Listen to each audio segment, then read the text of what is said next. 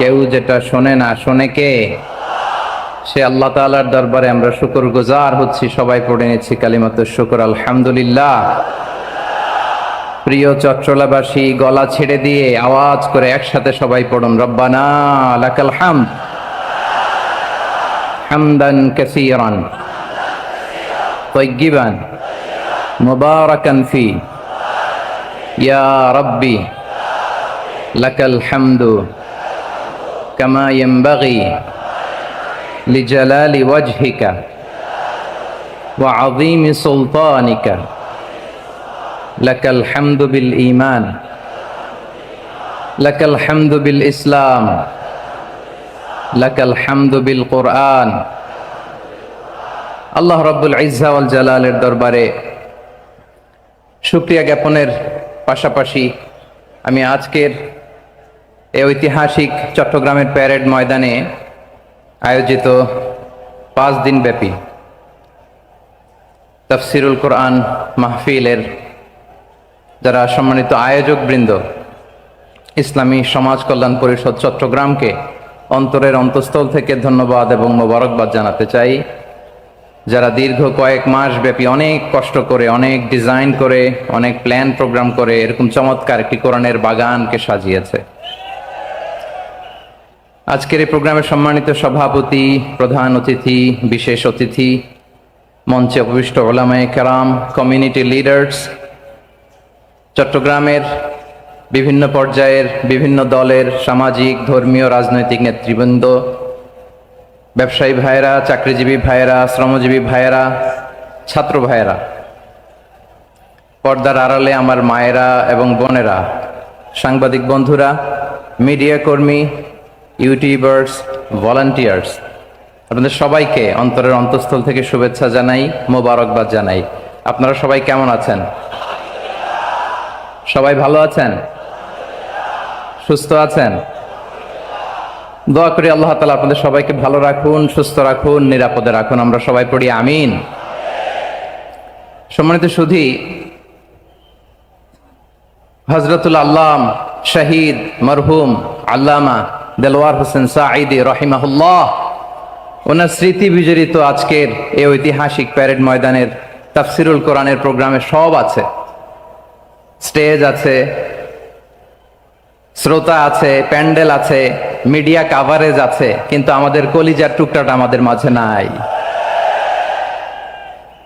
আজকের এই প্রোগ্রামে আলোচক হয়ে এই চেয়ারে আমি না বসে ওই শ্রোতাদের কাতারে বসে যদি আমাদের আল্লামার নুরানি চেহারার দিকে তাকিয়ে ওয়াজ শুনতে পারতাম, আমাদের হৃদয়টা ঠান্ডা হয়ে যেত, আমাদের তৃষ্ণার্ত হৃদয় শান্ত হতো। সব আজকে আছে, কি যেন নাই, ঠিক কিনা বলেন? আল্লাহ তাআলা প্রতি 100 বছরে একজন মুজাদ্দিদ পাঠায়, প্রতি 100 বছরে একজন মুজাদ্দিদ, যিনি সমাজকে সংস্কার করেন। আল্লামা দেলওয়ার হোসেন সাঈদী রাহিমাহুল্লাহ ছিলেন তেমন একজন মুজাদ্দিদ। চিৎকার করে বলেন ঠিক কিনা? উনি শিরক বিদআতের আস্তানাকে তছনছ করে দিয়েছেন, তাওহীদের বাণীকে সমুন্নত করেছেন, গণমানুষের কাছে তাফসিরুল কোরআনকে জনপ্রিয় করেছেন। আজীবন তিনি ইসলামকে বিজয়ী শক্তি হিসেবে দেখার স্বপ্ন দেখতেন।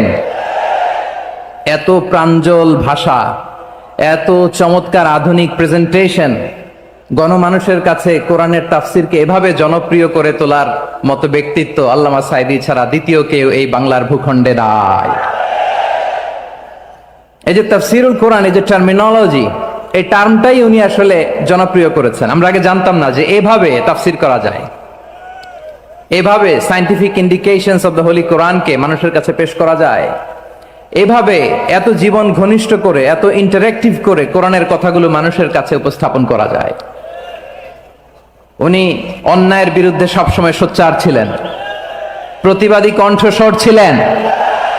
ওনার আলোচনা শুনলে দেহের রক্ত টকবক করে ফুটতে থাকতো। আল্লাহু আকবার, আল্লাহু আকবার, আল্লাহু আকবার। He was a strong mouthpiece of Islamic revivalism. Islamic জাগরণের স্ট্রং মাউথপিস ছিলেন আল্লামা সাঈদী রাহিমাহুল্লাহ। অনেক দোয়া পেয়েছেন। আমরা পড়েছি, এমন জীবন তুমি করিবে গঠন, মরণে হাসিবে তুমি, কাঁদিবে ভুবন। গোটা বিশ্বকে তিনি কাঁদিয়েছেন। আল্লামা যখন ইন্তেকাল করলেন, আমি তখন মালয়েশিয়া থেকে যুক্তরাষ্ট্রে একটা কনফারেন্সে যোগ দিতে যাচ্ছি, কাতার এয়ারলাইন্সে। মালয়েশিয়া থেকে দোহাতে নামলাম। দোহায় যখন আমার ট্রানজিট, তখন শুনতে পেলাম যে আল্লামা বিদায় নিয়েছেন। সোশ্যাল মিডিয়ায় শুনে বিশ্বাস করতে পারলাম না। মুহূর্তের মধ্যেই মাসুদ সাইদি ভাইকে মেসেজ করলাম, উনি কোনো উত্তর দিতে পারলেন না। মাসুদ ভাইয়ের সাথে যখন কোলাকুলি করি, আমাদের শামীম ভাইয়ের সাথে যখন কোলাকুলি করি, মনে হচ্ছে আল্লামা সাইদির ঘ্রাণ পাই। শরীরটা লিটারালি কাঁপছিল, নিজেকে মানাতে পারছিলাম না, বিশ্বাস করতে পারছিলাম যে আসলে আল্লামা বিদায় নিয়েছেন। ইন দ্য মিন টাইম আমার সেকেন্ড ফ্লাইট দোহা টু নিউ ইয়র্ক, 12 ঘন্টার ফ্লাইটে উঠলাম। ইন্টারনেট থেকে বিচ্ছিন্ন হলাম। নামার পরে শুনলাম আল্লাহু আকবার, যেখানে ওনাকে কবরস্থ করার কথা ছিল সেখানেও কবর দিতে দেয়া হয় নাই। ছবিগুলো দেখতে লাগলাম, হাসি মাখা মুখ, হাসি মাখা নিথর দেহটা, মরণে হাসিবে তুমি, কাঁদিবে ভুবন। From east to west, from north to south, the entire globe, গোটা বিশ্ব ওনার জন্য কেঁদেছে। গোটা বিশ্ব কেঁদেছে, কাবার গিলাফ ধরে ধরে মানুষ চিৎকার করেছে। এর চেয়ে শ্রেষ্ঠ মৃত্যুকার হতে পারে? আমাদের আল্লামার আর কি পাওয়ার ছিল বলেন? আর কি পাওয়ার ছিল? কুল্লু নাফসিন যায়িকাতুল মাউত, যারাই দুনিয়াতে আসবে তারা ইন্তেকাল করবে, এটা আমরা মেনে নেই, এটা আমরা জানি। কিন্তু অবাক করা বিষয় হচ্ছে আমরা আজও জানি না আমাদের আল্লামার মৃত্যু কি স্বাভাবিক হয়েছে নাকি এটা পরিকল্পিত মেডিকেল কিলিং ছিল।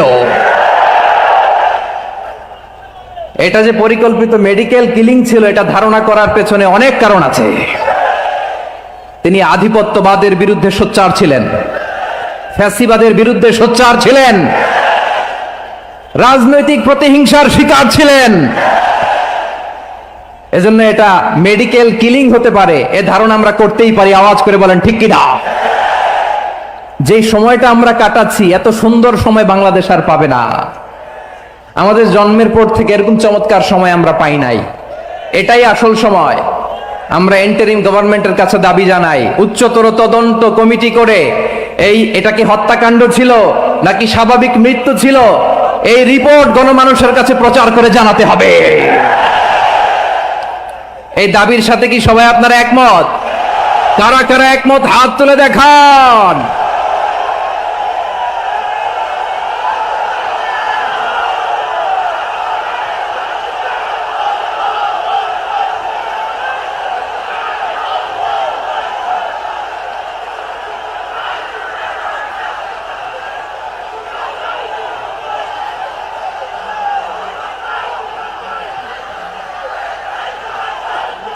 আমার প্রিয় ভাইয়েরা, প্রিয় চট্টলাবাসী, আল্লাহ তাআলা তার এই মুখলেস গোলামকে তার জান্নাতুল ফেরদাউসের মেহমান হিসেবে কবুল করুক, তার জীবনের সকল খেদমাগুলোকে কবুল করুক, জান্নাতুল ফেরদাউসের আলা মাকামে তাকে মেহমান হিসেবে কবুল করুক। আল্লামা শহীদ দেলোয়ার হোসেন সাঈদী রাহিমাহুল্লাহ, উনি ছাড়াও এই ঐতিহাসিক ময়দানে কথা বলেছেন আল্লামা লুৎফুর রহমান রাহিমাহুল্লাহ। চলে গিয়েছেন আমাদেরকে ছেড়ে। তিনি বলতেন, ইনশাআল্লাহ মিজান আবার আসবে। হুজুর আমি তো আসলাম, আপনি তো আমাদেরকে ছেড়ে চলে গেলেন। আল্লাহু আকবার, আল্লাহু আকবার, আল্লাহু আকবার। গলায় কোনো সুর ছিল না, সুর দিয়ে কথা বলতেন না, কিন্তু এত চমৎকার শব্দের বুনন, এত চমৎকার প্রেজেন্টেশন, এত চমৎকার ভাবে ঐতিহাসিক বর্ণনাগুলো তিনি উপস্থাপন করতেন। মন্ত্রমুগ্ধ হয়ে আমরা আল্লামা লুৎফুর রহমানের কথা শুনেছি। আমরা হযরতুল আল্লাম লুৎফুর রহমান রাহিমাহুল্লাহর জন্য এই বিশাল ময়দান থেকে দোয়া করছি, আল্লাহ তাআলা তুমি তোমার এই খাদেমকে জান্নাতের মেহমান হিসেবে কবুল করে নাও। আরো অনেক আল্লামারা এখানে কথা বলেছেন, বিশেষ করে বাইতুল শরফের মরহুম পীর সাহেব হুজুর থেকে শুরু করে আরো যারা যারা তারকাতুল্য ওলামায়ে কেরাম এই চট্টগ্রামের ময়দানে কথা বলেছেন, আলো ছড়িয়েছেন। আমরা এই লক্ষ লক্ষ তাওহীদি জনতাকে নিয়ে তাদের জন্য দোয়া করছি, আল্লাহ তাআলা ওনাদের জীবনের সকল ভুল ত্রুটি ক্ষমা করে দিয়ে তাদেরকে জান্নাতুল ফেরদাউসের মেহমান বানিয়ে নিক। আমরা এই ঐতিহাসিক প্যারেড ময়দানের প্রোগ্রাম থেকে স্মরণ করতে চাই 24-এর ছাত্র নাগরিক অভ্যুত্থানে আমার যে সমস্ত ছাত্র নাগরিক ভাইয়েরা দেহের তাজা রক্ত বিলি দিয়ে নতুন বাংলাদেশ আমাদেরকে উপহার দিয়েছে। বিশেষ করে আপনাদের এই চট্টগ্রামের শহীদ ফাইসাল, শহীদ ওয়াসিম সহ সকল শহীদকে আল্লাহ তাআলা কবুল করুক, আমরা সবাই পড়ি আমিন। প্রিয় ভাইয়েরা, আমি নগণ্য একজন কোরআনের ছাত্র, এত বিশাল মঞ্চে এত বড় প্ল্যাটফর্মে কথা বলা আমার জন্য সাজে না। তারপরও আমাদের মুরব্বীরা আমাদের ডানে বায়ে বসে আছেন, ওনাদের আদেশ ক্রমে, ওনাদের অনুমতি ক্রমে কিছু কথা আজকের এই ঐতিহাসিক প্রোগ্রামে আপনাদের সামনে উপস্থাপন করার চেষ্টা করব। ওমা তৌফিক ইল্লা বিল্লাহ। প্রিয় ভাইয়েরা, 5 দিন ব্যাপী এই তাফসিরুল কোরআনের প্রোগ্রামে অনেক ওলামা হযরত কথা বলেছেন। যারা কোরআন সুন্নাহ থেকে আমাদেরকে কোরআনের কথাগুলো শোনালেন, আমরা যেন সেগুলো আমল করতে পারি, আল্লাহ আমাদেরকে তৌফিক দান করুক। শুরুতে আমাদের নিয়তটাকে খালেস করে নেওয়া দরকার। এই যে গ্যাদারিং, এই যে হিউজ শোডাউন, এগুলো যদি আমাদের নিজেদেরকে পরিবর্তন না করে তাহলে এতে কোনো লাভ নাই। জোরে বলেন ঠিক কিনা? এই প্রোগ্রাম যদি আমাদের জীবনকে পরিবর্তন করে, আমাদের চিন্তার ডিএনএ কে চেঞ্জ করে দেয়, তাহলেই চট্টগ্রামের প্যারেড ময়দান সার্থক।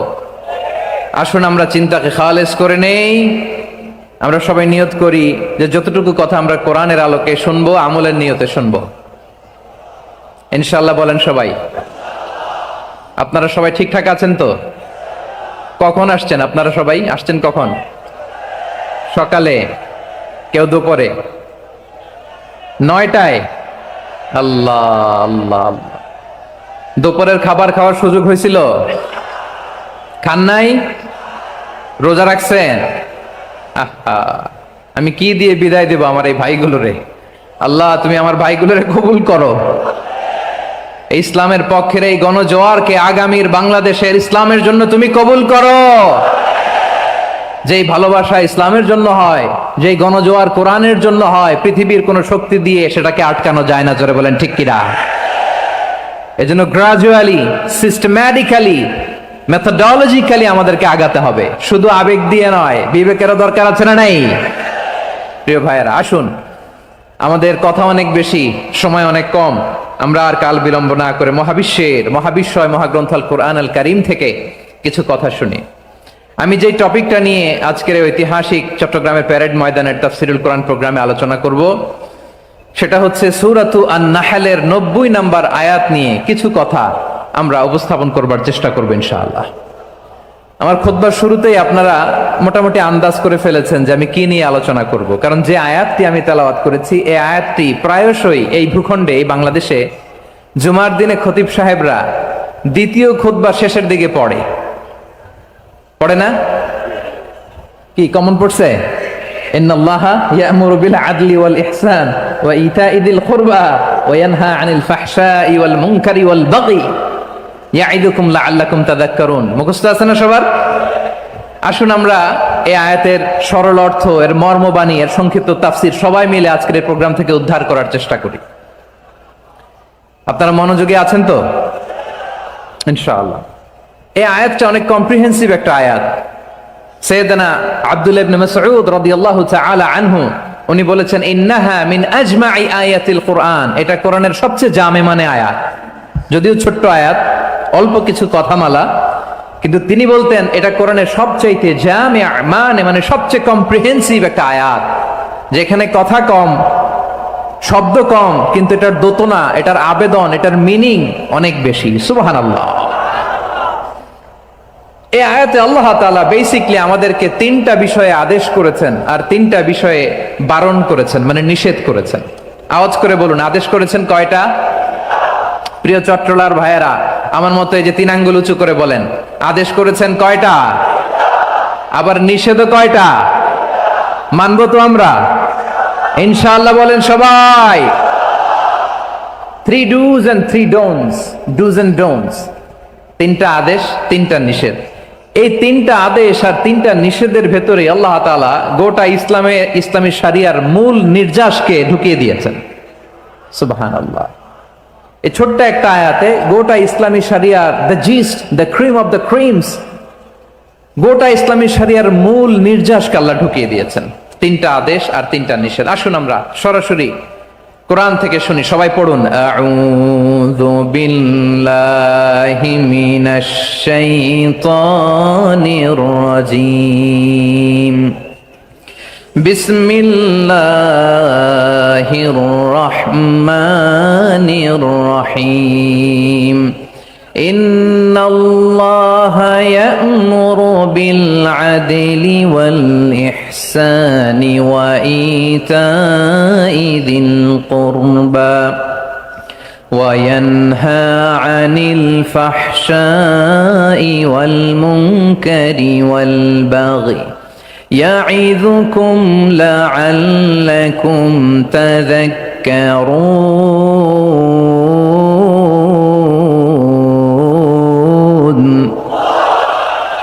আল্লাহ তাআলা ইরশাদ করছেন ইন্নাল্লাহা ইয়া'মুরু বিল আদলি ওয়াল ইহসান, নিশ্চয় আল্লাহ তাআলা তোমাদেরকে ন্যায় বিচারের আদেশ দেন, সদাচরণের আদেশ দেন, নিকটাত্মীয়দেরকে দানের আদেশ দেন। আদেশ কয়টা? আওয়াজ করে সবাই বলুন তো কয়টা? নিশ্চয় আল্লাহ তাআলা তোমাদেরকে ন্যায় বিচারের আদেশ দেন, সদাচরণের আদেশ দেন, তিনি তোমাদের নিকটাত্মীয়দেরকে দানের আদেশ দেন, আর তিনি তোমাদেরকে অশ্লীলতা থেকে নিষেধ করেন, মন্দ কাজ থেকে নিষেধ করেন, অবাধ্যতা সীমা লঙ্ঘন থেকে নিষেধ করেন। তিনি তোমাদেরকে উপদেশ দেন যাতে তোমরা শিক্ষা গ্রহণ করো। সুবহানাল্লাহ। উপদেশ দিচ্ছে স্বয়ং কে? তিনটা জিনিসের আদেশ। ইয়া'মুরু বিল আদল, সুবিচার ন্যায় বিচারের আদেশ তিনি দেন। ইহসানের আদেশ দেন যাতে আমরা ইহসান করি, একে অপরের প্রতি সুবিচার করি, মহানুভবতা দেখায়, অনুগ্রহ দেখায়, আর নিকট আত্মীয়দেরকে যেন আমরা দান করি। এই তিনটা আদেশ তিনি দিয়েছেন। আর কোন তিনটা জিনিস থেকে তিনি বারণ করেছেন? অশ্লীলতা, ফাহশা, মুনকার, মানে সব মন্দ আর অসৎ কাজ, এগুলো থেকে তিনি আমাদেরকে বারণ করেন। ওয়াল বাগি, অবাধ্যতা, সীমা লঙ্ঘন, এই তিনটা কাজ থেকে তিনি আমাদেরকে বারণ করেন। তিনি আমাদেরকে উপদেশ দেন, স্বয়ং আল্লাহ তাআলা আমাদেরকে উপদেশ দেন যাতে করে আমরা শিক্ষা গ্রহণ করি। সুবহানাল্লাহ পড়ে। তাহলে আসুন আমরা ধরে ধরে একটা একটা করে সামনের দিকে আগাই। আল্লাহ তাআলা প্রথমে আমাদেরকে আদেশ দিয়েছেন আদালের। ইন্নাল্লাহা ইয়া'মুরু বিল আদল, আওয়াজ করে বলুন আল আদাল। সবাই পড়ুন আল আদাল। আমরা উর্দু জানি, হিন্দি জানি, অনেকে ইংরেজিও জানি, কিন্তু আরবি শব্দগুলো আমাদের মুখ দিয়ে বেরোতে চায় না। আওয়াজ করে বলুন আল আদাল। মাশাআল্লাহ। ইন্নাল্লাহা ইয়া'মুরু বিল আদল, আল্লাহ তাআলা আমাদেরকে আদলের আদেশ দেন। আদল অনেকে না বুঝলেও আদালত শব্দটা বুঝবেন। আদালত, আদালত, আদালত বুঝেন না? যেখানে বিচার কার্যের ফয়সালা করা হয়, কোর্ট কাচারি আদালত, এটা তো ভেরি কমন। এটা শুনছেন না সবাই? আদালত, যেখানে ন্যায় বিচার হবে, সুশাসন হবে। কিন্তু ভাগ্যের কি নির্মম পরিহাস, ওখান থেকে মিথ্যা সাক্ষী দিয়ে মনমতো রায় দিয়ে দেয়া হয়।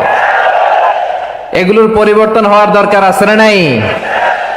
প্রিয় ভাইয়েরা, আদালত, আল আদল, ইংরেজিতে বলে জাস্টিস, ন্যায় বিচার, সুবিচার, সুশাসন, জাস্টিস, আল আদল, সব জায়গায় এই জাস্টিস থাকা দরকার। Justice should be prevailed in the society. The mission of all prophet was to uphold the justice. সব নবীর মিশন ছিল এই জাস্টিসকে, আদালকে, সুশাসন আর সুবিচারকে নিশ্চিত করা। পড়েন সুবহানাল্লাহ। And the core message of every divine scripture was to uphold justice.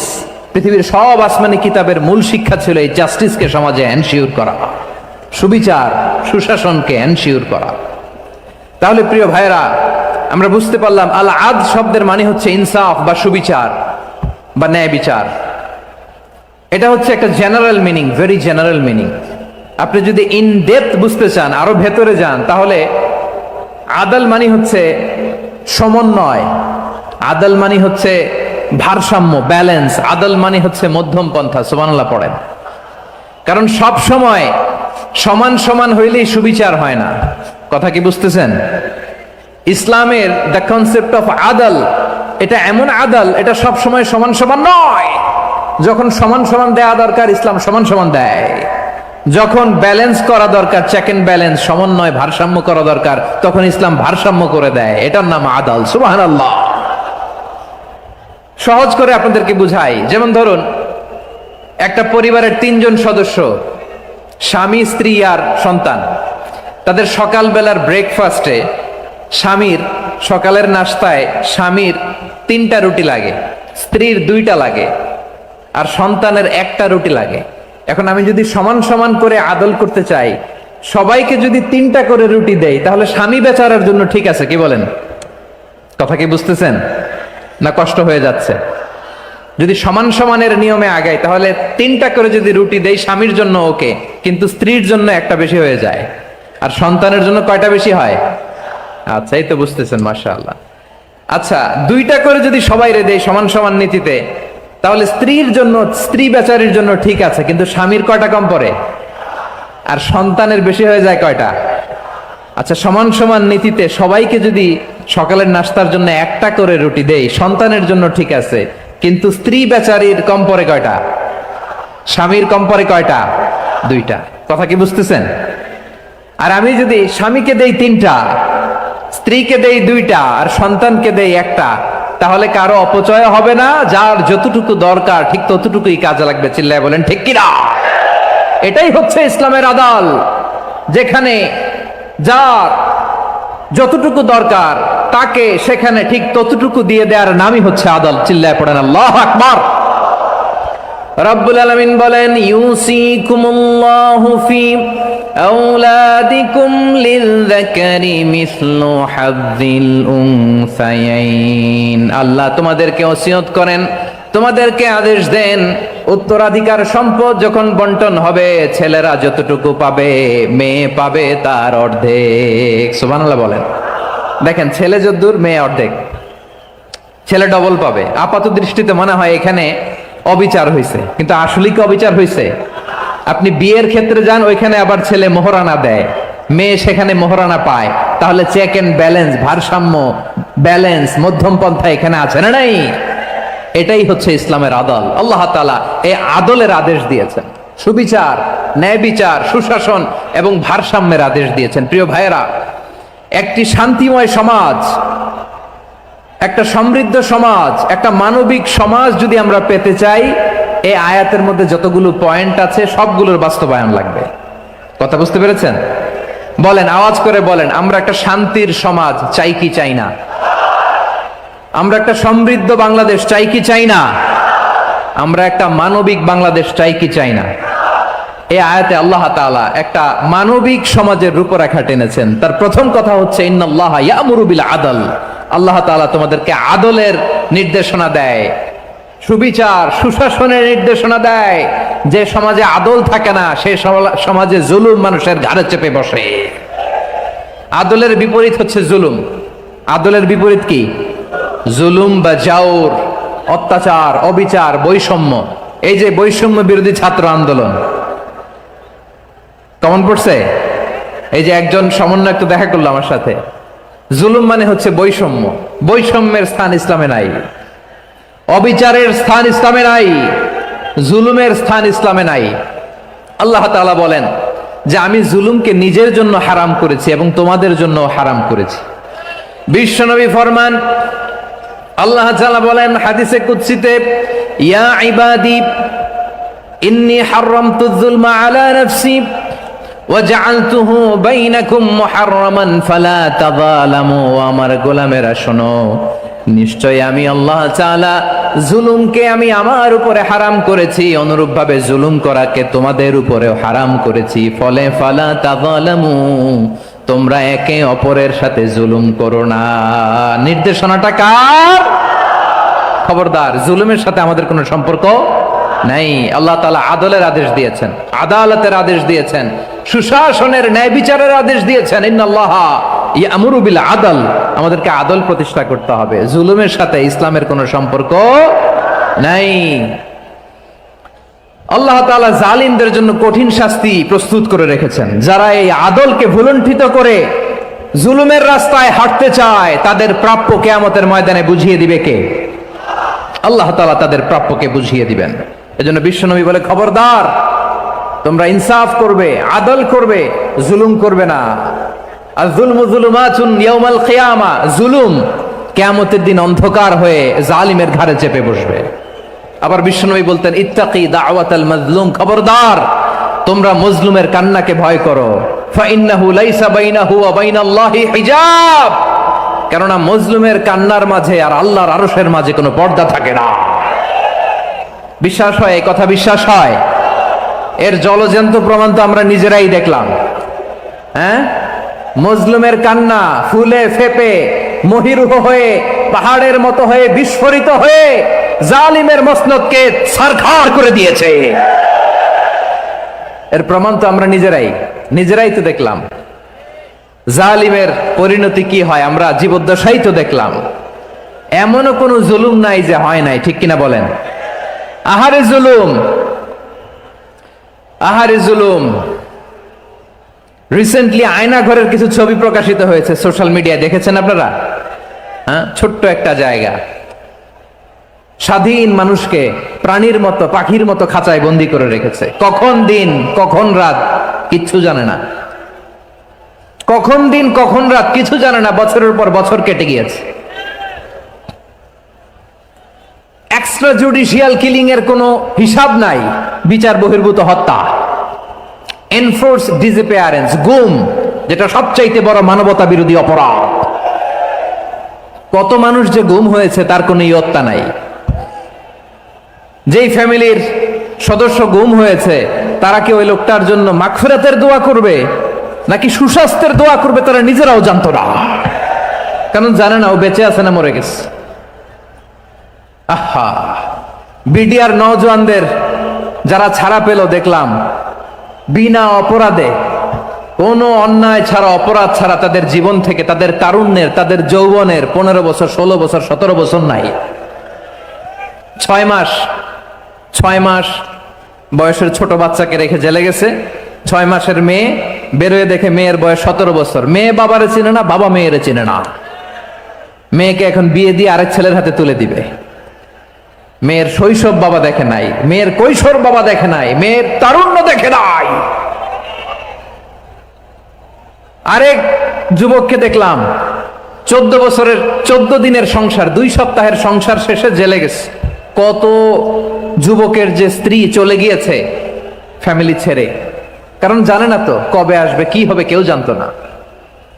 দাম্পত্য জীবনের মাত্র 14 দিনের স্মৃতি, এই স্মৃতিকে আঁকড়ে ধরে এক বোন 16টা বছর 17টা বছর কাটিয়ে দিয়েছে। আমি নিউজটা দেখে ভাবলাম আমার এই বোনের প্রতিটি দিন কিভাবে কেটেছে, প্রতিটি রাত কিভাবে কেটেছে, প্রতিটি ক্ষণ কিভাবে কেটেছে। বিশ্বনবী বলেছেন, ইত্তাকি দাওয়াতাল মাজলুম ফাইন্না লাইসা বাইনাহু ওয়া বাইনাল্লাহি হিজাব। মাজলুমের কান্নাকে ভয় করো, কারণ মাজলুমের কান্না আর আল্লাহর মাঝে কোনো পর্দা থাকে না। আমরা আর এরকম কোন জুলুম বাংলাদেশে দেখতে চাই না। জোরে বলেন ঠিক কিনা? আর কেউ নতুন করে জালিম হোক আপনারা চান? আবার নতুন করে কেউ ফ্যাসিস্ট হোক আপনারা চান? এক দল আরেক দলকে নিশ্চিহ্ন করার রাজনীতিতে মেতে উঠুক এটা আপনারা চান? আমরা বাংলাদেশকে আদল দিয়ে সাজাতে চাই। আমরা এই 56,000 বর্গ মাইলের প্রতিটা ইঞ্চি মাটিকে কোরআনের আইন দিয়ে সাজাতে চাই। রাজি আছেন আপনারা? কারা কারা রাজি দেখান হাত তুলে আল্লাহকে।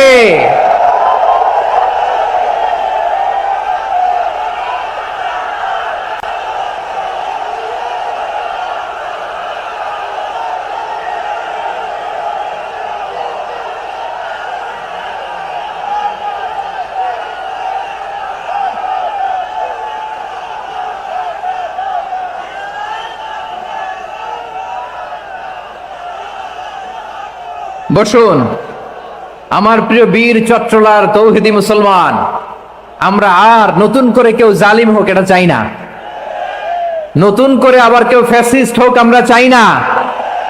এক দল আরেক দলকে নিশ্চিহ্ন করার রাজনীতি করুক আমরা চাই না। আমরা সুশাসনের বাংলাদেশ চাই।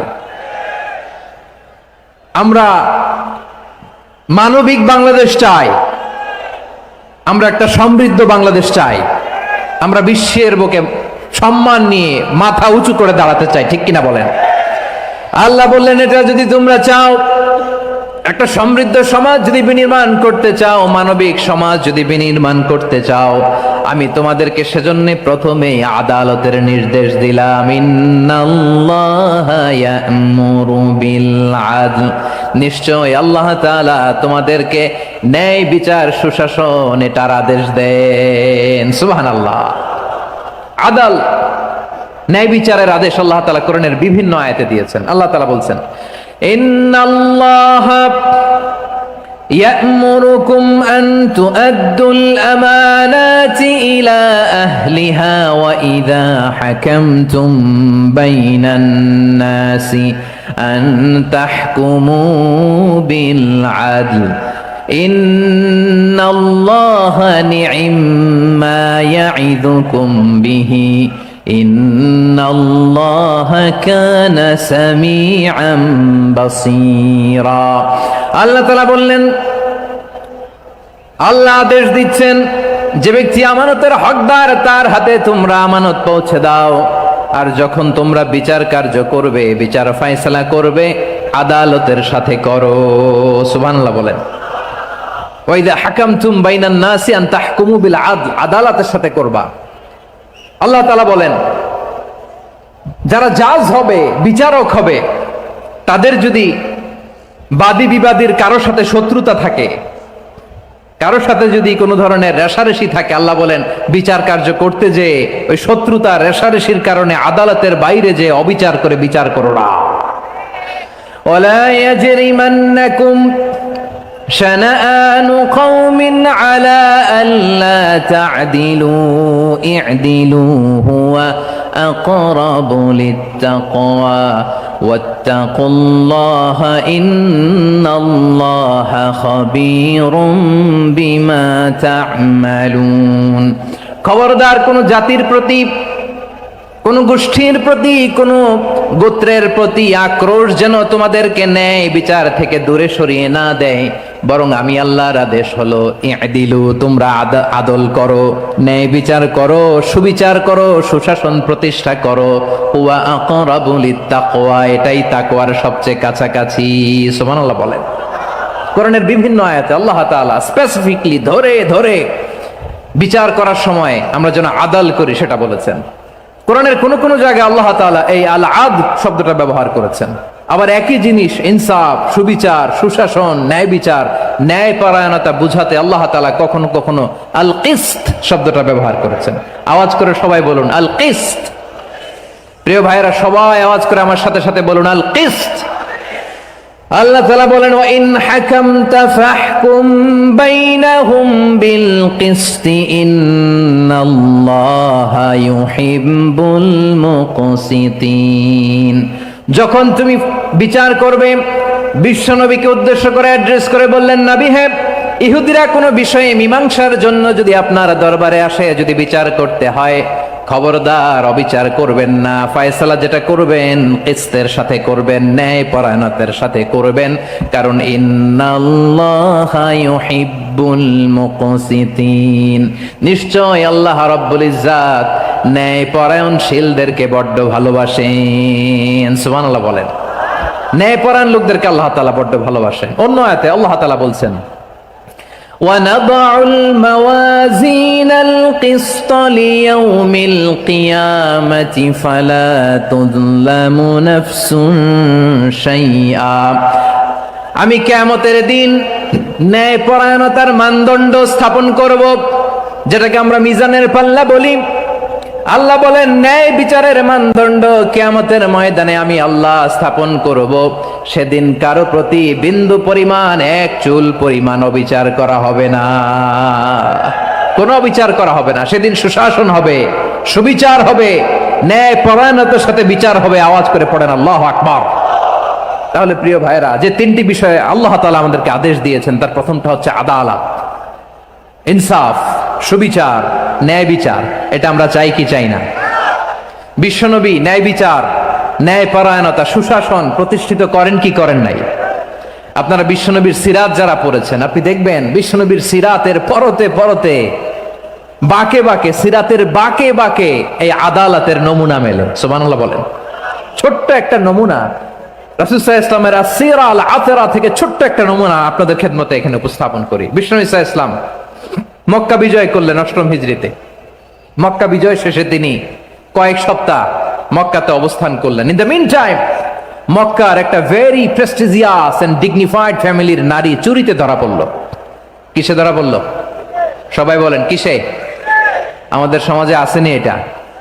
আছে? ছোট না বড়?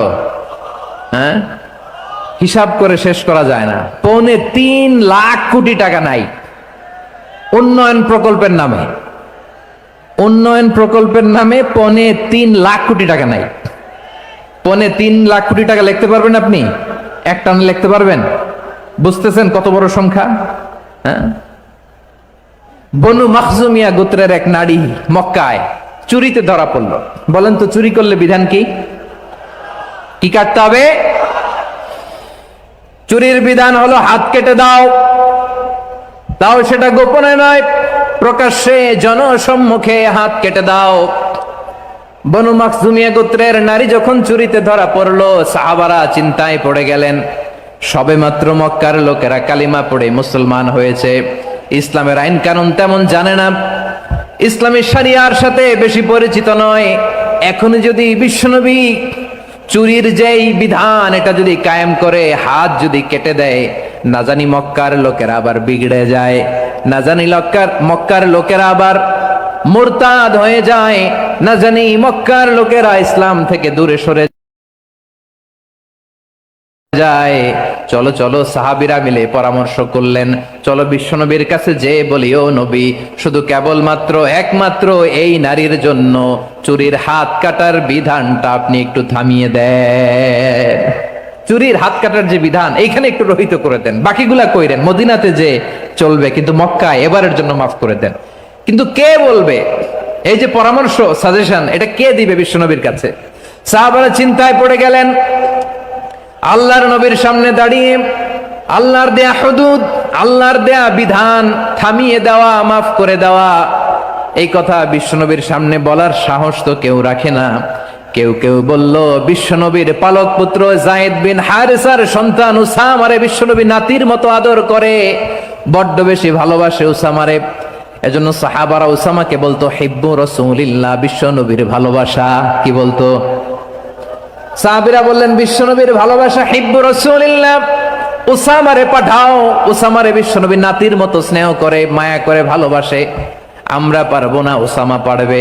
সবাই মিলে ফুলিয়ে ফুসিয়ে ওসামাকে, ছোট্ট ওসামাকে রাজি করালো। ওসামা এমন এমন কথা যে তুমি বিশ্বনবীর কাছে বলতে হবে, পারবা নাকি? ওসামা বলে, পারবো। সাইয়েদনা ওসামা রাদিয়াল্লাহু তাআলা আনহু তরুণ সাহাবী বিশ্বনবীর কাছে গেলেন, যে বললেন, নবী, বনু মাখজুমিয়া গোত্রের এক নারী চুরিতে ধরা পড়েছে, এবারের জন্য কি এই মহিলাটারে মাফ করে দিলে হয় না? এবারের জন্য একটু ক্ষমা করা যায় না নবী? বিশ্বনবী বলেন, আতাশফাউ ফি হাদ্দিম মিন হুদুদিল্লাহ, তোমার এত বড় সাহস উসামা, তুমি আল্লাহর হাদ, আল্লাহর দেয়া বিধান, এটার ব্যাপারে সুপারিশ করতে এসেছো? তোমরা কি জানো তোমাদের আগে যত কওম, যত গোত্র, যত জনপদ ধ্বংস হয়েছে তার কারণ ছিল তাদের মধ্যে গরিবরা অন্যায় করলে তারা বিচার করত, আর ধনীরা অন্যায় করলে তারা মাফ করে দিত। খবরদার, ওয়া আইমুল্লাহ লাউ আন্না ফাতিমাতা বিনতি মুহাম্মাদিন সারাকাত লাকাতা মুহাম্মাদুন ইয়াদাহা।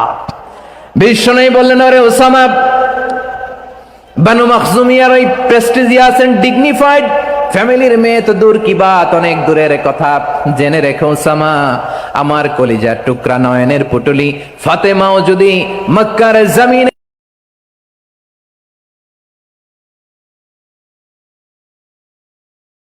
আজকে এই চুরির দায়ে ধরা পড়তো, আমি বিশ্বনবী মুহাম্মাদুর রাসূলুল্লাহ ধরে ফাতেমার ডান হাতটা কেটে দিতে এক বিলম্ব দেরি করতাম না।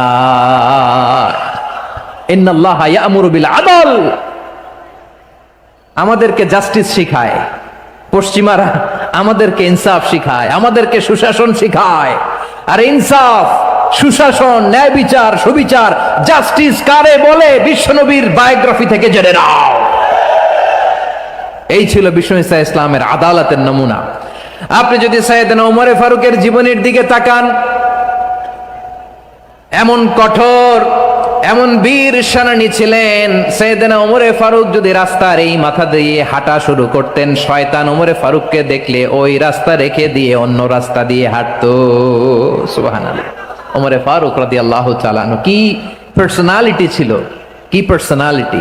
আমাদের এলাকায় ছোট বাচ্চারা রাতে ভাত খেতে চায় না, আমার মেয়েটাও খেতে চায় না। এই এটা দিব ওইটা দিব, আজকে মাহফিলে আসার সময় বলে দিছে লিস্ট করে এটা এটা আনতে হবে। তো ছোট্ট বাচ্চাদের অনেক বায়না থাকে, ওরা রাতে খেতে চায় না। তো মায়েরা বিভিন্ন ভয় দেখায়, এই বাঘ আসবে খাও, এই ভূত আসবে খাও। আপনারা কি বলেন চট্টগ্রামে? কি আসবে? হ্যাঁ, ভূত ভূত ভূত আসবে, বাঘ আসবে, খাও খাও খাও, তাড়াতাড়ি খাও। তো বাচ্চারা এগুলো শুনে ভয়ে খেতে শুরু করে। মদিনার জমিনেও একই ঘটনা ঘটতো। মদিনার ছোট্ট ছোট্ট সোনামণিরা খেতে চাইতো না। তো মায়েরা বলতো, হা হুয়া ইয়াতি উমর, হা হুয়া ইয়াতি উমর, ওই যে উমর আসতেছে উমর। ওমরে ফারুকের কথা শুনলে বাচ্চারা একেবারে ঠান্ডা। সুবহানাল্লাহ পড়বেন না? প্রভু তুমি বলেছ রাসূল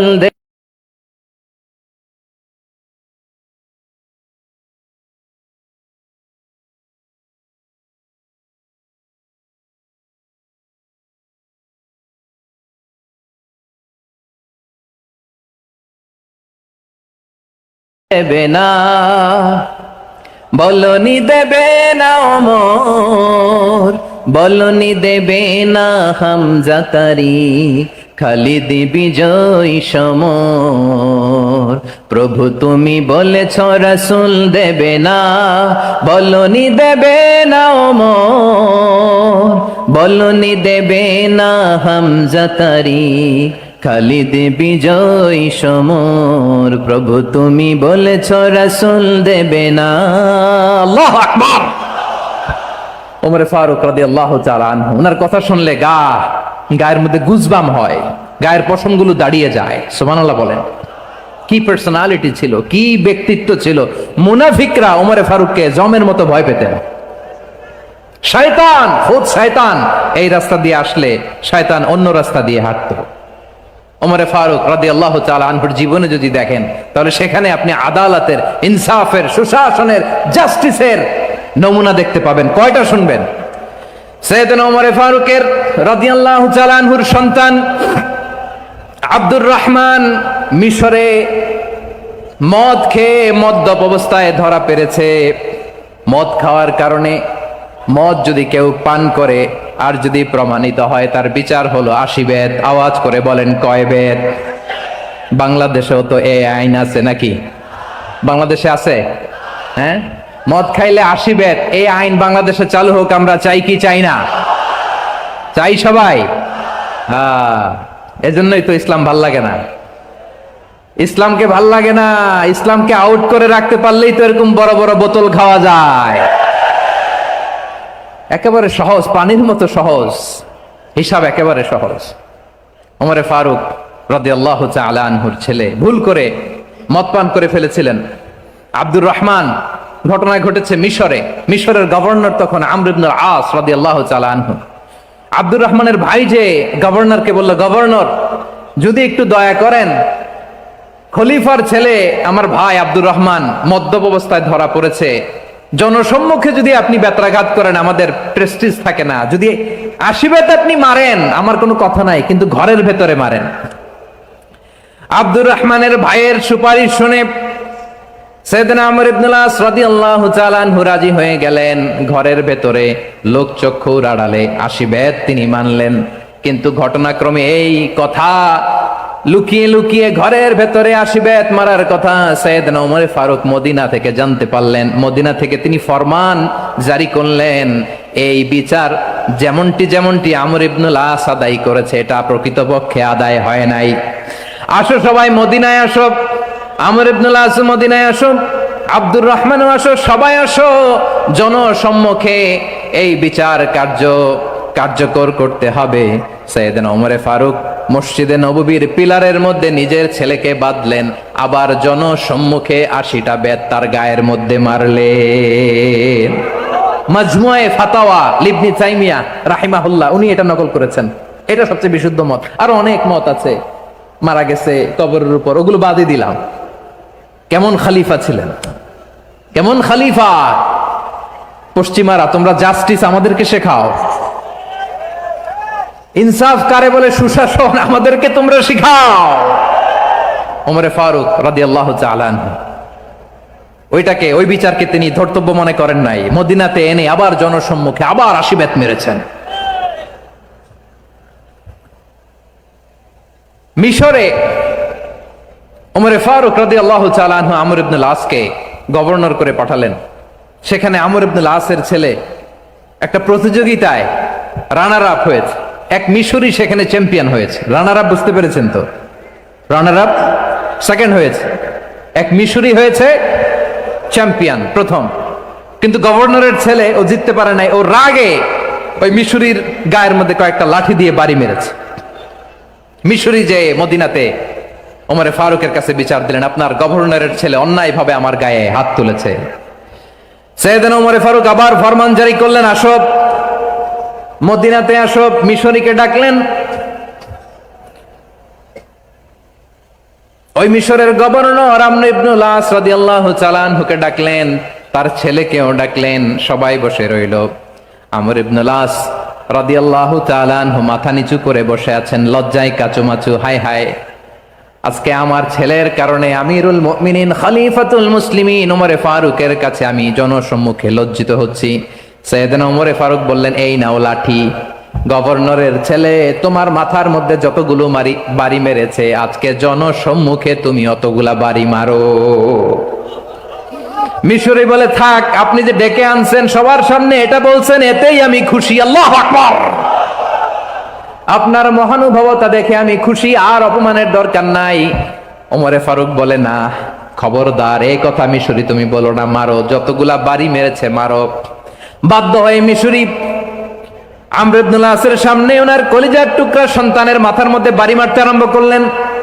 ঠিক যতগুলা বাড়ি গভর্নরের ছেলে আমর ইবনে আল-আসের ছেলে মিশরির গায়ে মেরেছিল, মাথায় মেরেছিল, মিশরি গুনে গুনে ততটা মারলেন। এই দৃশ্য দেখে ওমরে ফারুক রেগে মেগে আগুন, রাগের চোটে রাগ সামলাতে না পেরে, আর নিজেকে সামলাতে না পেরে মিশরিরে বললেন, ছেলেরে মারা শেষ হয়ে গেলে এবার বাবার টাক মাথার মধ্যে কয়েকটা বাড়ি মার। রাগের চোটে, আউট অফ অ্যাঙ্গার, রাগের চোটে, যে আমার পাঠানো গভর্নর আমর ইবনে আল-আস তার ছেলেকে কেন আদব তারবিয়া কেন শিক্ষা দিতে পারে না। ছেলেরে মারা হইলে এবার আমর ইবনে আল-আসের মাথার মধ্যে দুইটা মারো। এটা রাগে বলেছেন, এটা শাস্তি হিসেবে না। সুবহানাল্লাহ পড়ে। তোমরা আমাদেরকে সুশাসন শিখাও, আমাদেরকে সুশাসন শিখাও। বিশ্বনবী বলেন, আদল এটা যেন কোনো বিষয় না, এটা দিয়েই মানবিক সমাজ গড়তে হবে। আল্লাহ তাআলা কিয়ামতের কঠিন ময়দানে, যেদিন স্বামী স্ত্রীকে চিনবে না, স্ত্রী স্বামীকে দেখে পালিয়ে যাবে, বন্ধু বন্ধুরে চিনবে না, পীর সাহেব মুরিদরে চিনবে না, মুরিদ পীর সাহেবরে চিনবে না, দলের কর্মী তার নেতারে চিনবে না, নেতা তার কর্মীরে চিনবে না, বন্ধু বন্ধুরে দেখে পালাবে। এই কঠিন মুহূর্তে সূর্যটা মাথার কাছে চলে আসবে, জমিনটা তামার জমিন হবে। আজকের জমিনের মতো নয়। মানুষ ঘর্মাক্ত, ক্লান্ত, শ্রান্ত মাথার মগজগুলো কানের ছিদ্র আর নাকের ছিদ্র দিয়ে বেয়ে বেয়ে পড়বে। বিশ্বনবী ফরমান, কিয়ামতের ওই কঠিন ময়দানে 7 শ্রেণীর ব্যক্তিকে রব্বুল আলামিন তার আরশের নিচে ছায়া দিবেন। তার মধ্যে প্রথম শ্রেণীর ব্যক্তি হলো ইমামুন আদিল। ইমামুন আদিল, ন্যায়পরায়ণ শাসক, যে ইনসাফের সাথে বিচার করে, যে জাস্টিস সমাজে সার্ভ করে, যে সুশাসন নিশ্চিত করে, ওই ইমামুন আদিল। আদিল শব্দটা বুঝছেন না? ইন্নাল্লাহা ইয়া'মুরু বিল আদল, পাইছেন? আদিল। 7 শ্রেণীর ব্যক্তিকে আল্লাহ তাআলা সুশীতল আরশের নিচে ছায়া দিবেন, যেদিন তার দেয়া ছায়া ছাড়া কোনো ছায়া থাকবে না। এর প্রথম হচ্ছে ইমামুন আদিল, ন্যায়পরায়ণ শাসক। চিল্লায় বলেন সুবহানাল্লাহ। আবার বিশ্বনবী বললেন, ইন্নাল মুকসিতিনা ইনদাল্লাহি আলা মানাবিরা মিন নূর আন ইয়ামিনির রহমান। কিয়ামতের দিন যারা ন্যায় পরায়ণ হিসেবে আল্লাহর সামনে দাঁড়াবে, কিয়ামতের দিন রব্বুল আলামিন তার আরশের ডান দিকে ওই ন্যায় পরায়ণ লোকদের জন্য আরশের ডান দিকে একটা নূরের মিম্বারে তাদেরকে বসার সুযোগ করে দিবে। আল্লাহর আরশের ডান দিকে ন্যায়পরায়ণ লোকদের জন্য আল্লাহ তাআলা নূরের মিম্বার বানাবে। চারটেখানে কথা মনে করেছেন? আল আদাল, জাস্টিস, ইন্নাল্লাহা ইয়া'মুরু বিল আদল। আল্লাহ তাআলা এই আদালতের নির্দেশনা দেয়, সুবিচার, সুশাসন। প্রিয় ভাইয়েরা, এটা আমরা বাংলাদেশে চাই কি চাই না? এই যে অরাজকতা, এই যে অন্যায়, এই যে জুলুম, এই যে ইনকনসিস্টেন্সি, সমাজের অসঙ্গতি, এর প্রধান কারণ জাস্টিস নাই, সুবিচার নাই, সুশাসন নাই। শেষবারের মতো আওয়াজ করে বলেন তো, আমরা বাংলাদেশে আদল চাই কি চাই না? তাহলে প্রথম নির্দেশনা শেষ। আল্লাহ তাআলা তোমাদেরকে আদলের আদেশ দেন। এরপরে আল্লাহ বললেন, আমি তোমাদেরকে ইহসানের আদেশ দেই। ইন্নাল্লাহা ইয়া'মুরু বিল আদলি ওয়াল ইহসান। আমি তোমাদেরকে যেমনি আদলের নির্দেশনা দেই, তেমনি ভাবে তোমাদেরকে ইহসানের নির্দেশনা দেই। ইহসান, আওয়াজ করে সবাই বলেন তো ইহসান। সবাই বলেননি? সবাই বললে এতটুকু আওয়াজ হবে আমি বিশ্বাস করি না। আওয়াজ করে বলুন আল ইহসান। ইহসান মানে কারো প্রতি সফট হার্টেড হওয়া, মহানুভব হওয়া, অনুগ্রহ পরায়ণ হওয়া, অনুগ্রহশীল হওয়া, একে অপরের প্রতি দয়াদ্র হওয়া। একে অপরের প্রতি দয়াদ্র, অনুগ্রহশীল হওয়া ছাড়া মানবিক সমাজ কঠিনকালেও গঠন করা সম্ভব না। প্রিয় ভাইয়েরা, সুন্দর আচরণ দিয়ে, ইহসান দিয়ে যা জয় করা যায়, নরম আচরণ দিয়ে যেটা অর্জন করা যায়, কঠোরতা দিয়ে সেটা পারা যায় না। বিষ্ণু ঈসা ইসলাম ইহসান দিয়ে, কোমল আচরণ দিয়ে, তার অনুগ্রহ দিয়ে তিনি অনেক কাফিরের হৃদয়কে জয় করে ফেলেছেন। সাইয়েদনা সুমামা ইবনে উসাল রাদিয়াল্লাহু তাআলা আনহুর কথা মনে পড়ে যায়। তিনি ছিলেন ইয়ামামার বাদশা। মদিনাতে বিশ্বনবীকে হত্যা করার নিয়তে এসেছিলেন। গোপনে গোপনে বিশ্বনবীকে হত্যা করে আবার ইয়ামামাতে তিনি ফিরে যাবেন। কিন্তু কি অবাক করা কাণ্ড, হত্যা করতে পারে নাই, সাহাবাদের হাতে তিনি ধরা পড়ে গেলেন।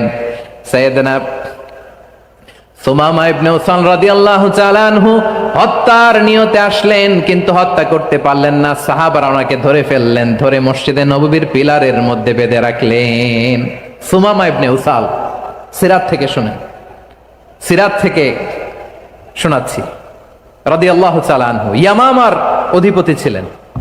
ইয়ামামা বিশ্বনবীকে হত্যার জন্য আসছেন, ধরা পড়ে গেছেন, এখন মসজিদে নববীতে বেঁধে রাখছে, তার মানে বন্দী। এখন স্ট্যাটাস কি? বন্দী, ক্যাপটিভ। বিষ্ণু ঈসা ইসলাম সাহাবাদেরকে বললেন, তার খোঁজ খবর নিও, সুমামা ইবনে উসালের খোঁজ খবর নিও। সাহাবার বলেন, ইয়া রাসূলুল্লাহ, আপনাকে হত্যা করতে এসেছে, তার তো কঠিন ক্যাপিটাল পানিশমেন্ট হওয়া দরকার, কঠিন শাস্তি হওয়া দরকার। বিশ্বনবী বললেন, না, আমি যেটা জানি তোমরা সেটা জানো না, তোমরা সুমামার সাথে ভালো আচরণ করো। বিশ্বনবী সুমামার কাছে গেলেন। প্রথম দিন যে তিনি কালেমার দাওয়াত দিলেন, ইমানের দাওয়াত দিলেন, ইসলামের দাওয়াত দিলেন, রিসালাতের দাওয়াত দিলেন, আখিরাতের দাওয়াত দিলেন। পরের দিন যে বিশ্বনবী সালাতের দাওয়াত দিলেন, যাকাতের দাওয়াত দিলেন, ইসলাম কি, কিভাবে, কেমন করে পালন করতে হয় চমৎকার আর্টিকুলেট করতে শুরু করলেন। তন্ময় হয়ে সুমামা ইবনে উসাল রাদিয়াল্লাহু তাআলা আনহু বিশ্বনবীর কথাগুলো শুনতে আরম্ভ করলো। একদিন নয়, দুই দিন নয়, টানা 3 দিন বিশ্বনবী সুমামার কাছে ইসলামকে প্রেজেন্ট করেছেন, উপস্থাপন করেছেন। আওয়াজ করে বলেন, কয় দিন? 3 দিন। 3 দিন মসজিদে নববীতে বাধা। আর সাহাবীদেরকে বললেন, তার খোঁজ খবর নিও, তোমরা যে রুটি বানাও এর মধ্যে সবচেয়ে ভালো আটার রুটিটা তারে দিও, সবচেয়ে রিফাইন্ড খেজুর, যেটা পিওর খেজুর, এটা তারে দিও। আর বিশ্বনবী নিজের উট থেকে দুধ দহন করে ওনার বাড়ির এক কর্মচারীকে বলেছেন, দুধ দহন করে সুমামার জন্য নিয়ে যেও। সুবহানাল্লাহ পড়বেন না? সবাই তো অবাক, ইয়ামামা থেকে আসছে নবীকে হত্যা করতে, বিশ্বনবী দেখে তারে জামাই আদর করে, তাকে মজার মজার খাবার দিও, দুধ দিও, আদর আপ্যায়ন করো। একদিন নয়, 2 দিন নয়, টানা 3 দিন বিশ্বনবী এভাবে সুমামার কাছে যেয়ে ইসলামকে প্রেজেন্ট করতে আরম্ভ করলেন, ইসলামকে উপস্থাপন করতে শুরু করলেন। আর তাকে চমৎকার এন্টারটেইনমেন্ট, আপ্যায়ন দিতে আরম্ভ করলেন। টানা 3 দিন যখন ইসলামের দ্য বিউটিজ অফ ইসলাম, ইসলামের সুমহান বাণী, সৌন্দর্য তার কাছে উপস্থাপন শেষ, তাকে আপ্যায়ন শেষ, বিশ্বনবী বললেন সাহাবাদেরকে, যাও এবার সুমামার হাতের পায়ের রশি দুটো খুলে দাও। সাহাবারা বললেন, ইয়া রাসূলুল্লাহ, কি বলেন আপনি? ও তো হত্যাকারী, সুযোগ পায় নাই, আপনারে মারতে পারে নাই, ছেড়ে দিলে আবার ও আপনার উপর তলোয়ার নিয়ে ঝাঁপিয়ে পড়বে। নবী এই সিদ্ধান্ত আপনি নিতে যাবেন না। বিশ্বনবী বললেন, যেটা বলেছি সেটা করো, সুমামার রশিগুলো ছেড়ে দাও। সুমামার হাতে পায়ের রশিগুলো যে তোমরা খুলে দাও। সাহাবারা তর্ক জুড়ে দিলেন, লা ইয়া রাসূলুল্লাহ, এমনটা করবেন না, তো ভয়ঙ্কর ভয়ঙ্কর খুনি, কি জানি কি হয়ে যায়। বিশ্বনবী বললেন, না, তার হাতে পায়ের রশিগুলো খুলে দাও। সাহাবারা বিশ্বনবীর কথা মতো তার হাতে পায়ের রশিগুলো খুলে দিল। সুমামা মুহূর্তের মধ্যে মসজিদে নববী থেকে বের হয়ে ইয়ামামায় ফিরে না যে মসজিদে নববীর পাশে একটা খেজুর বাগান ছিল, সেখানে চলে গেলেন। সেখানে একটা ছোট্ট কুয়া ছিল, কুয়ার পানি দিয়ে তিনি গোসল করলেন। সুবহানাল্লাহ পড়েন। কুয়ার পানি দিয়ে গোসল করে মসজিদে নববীর সামনে এসে বিশ্বনবী এবং সাহাবাদের সামনে দাঁড়িয়ে সাব্বাবা উঁচু করে বললেন, আশহাদু আল্লা ইলাহা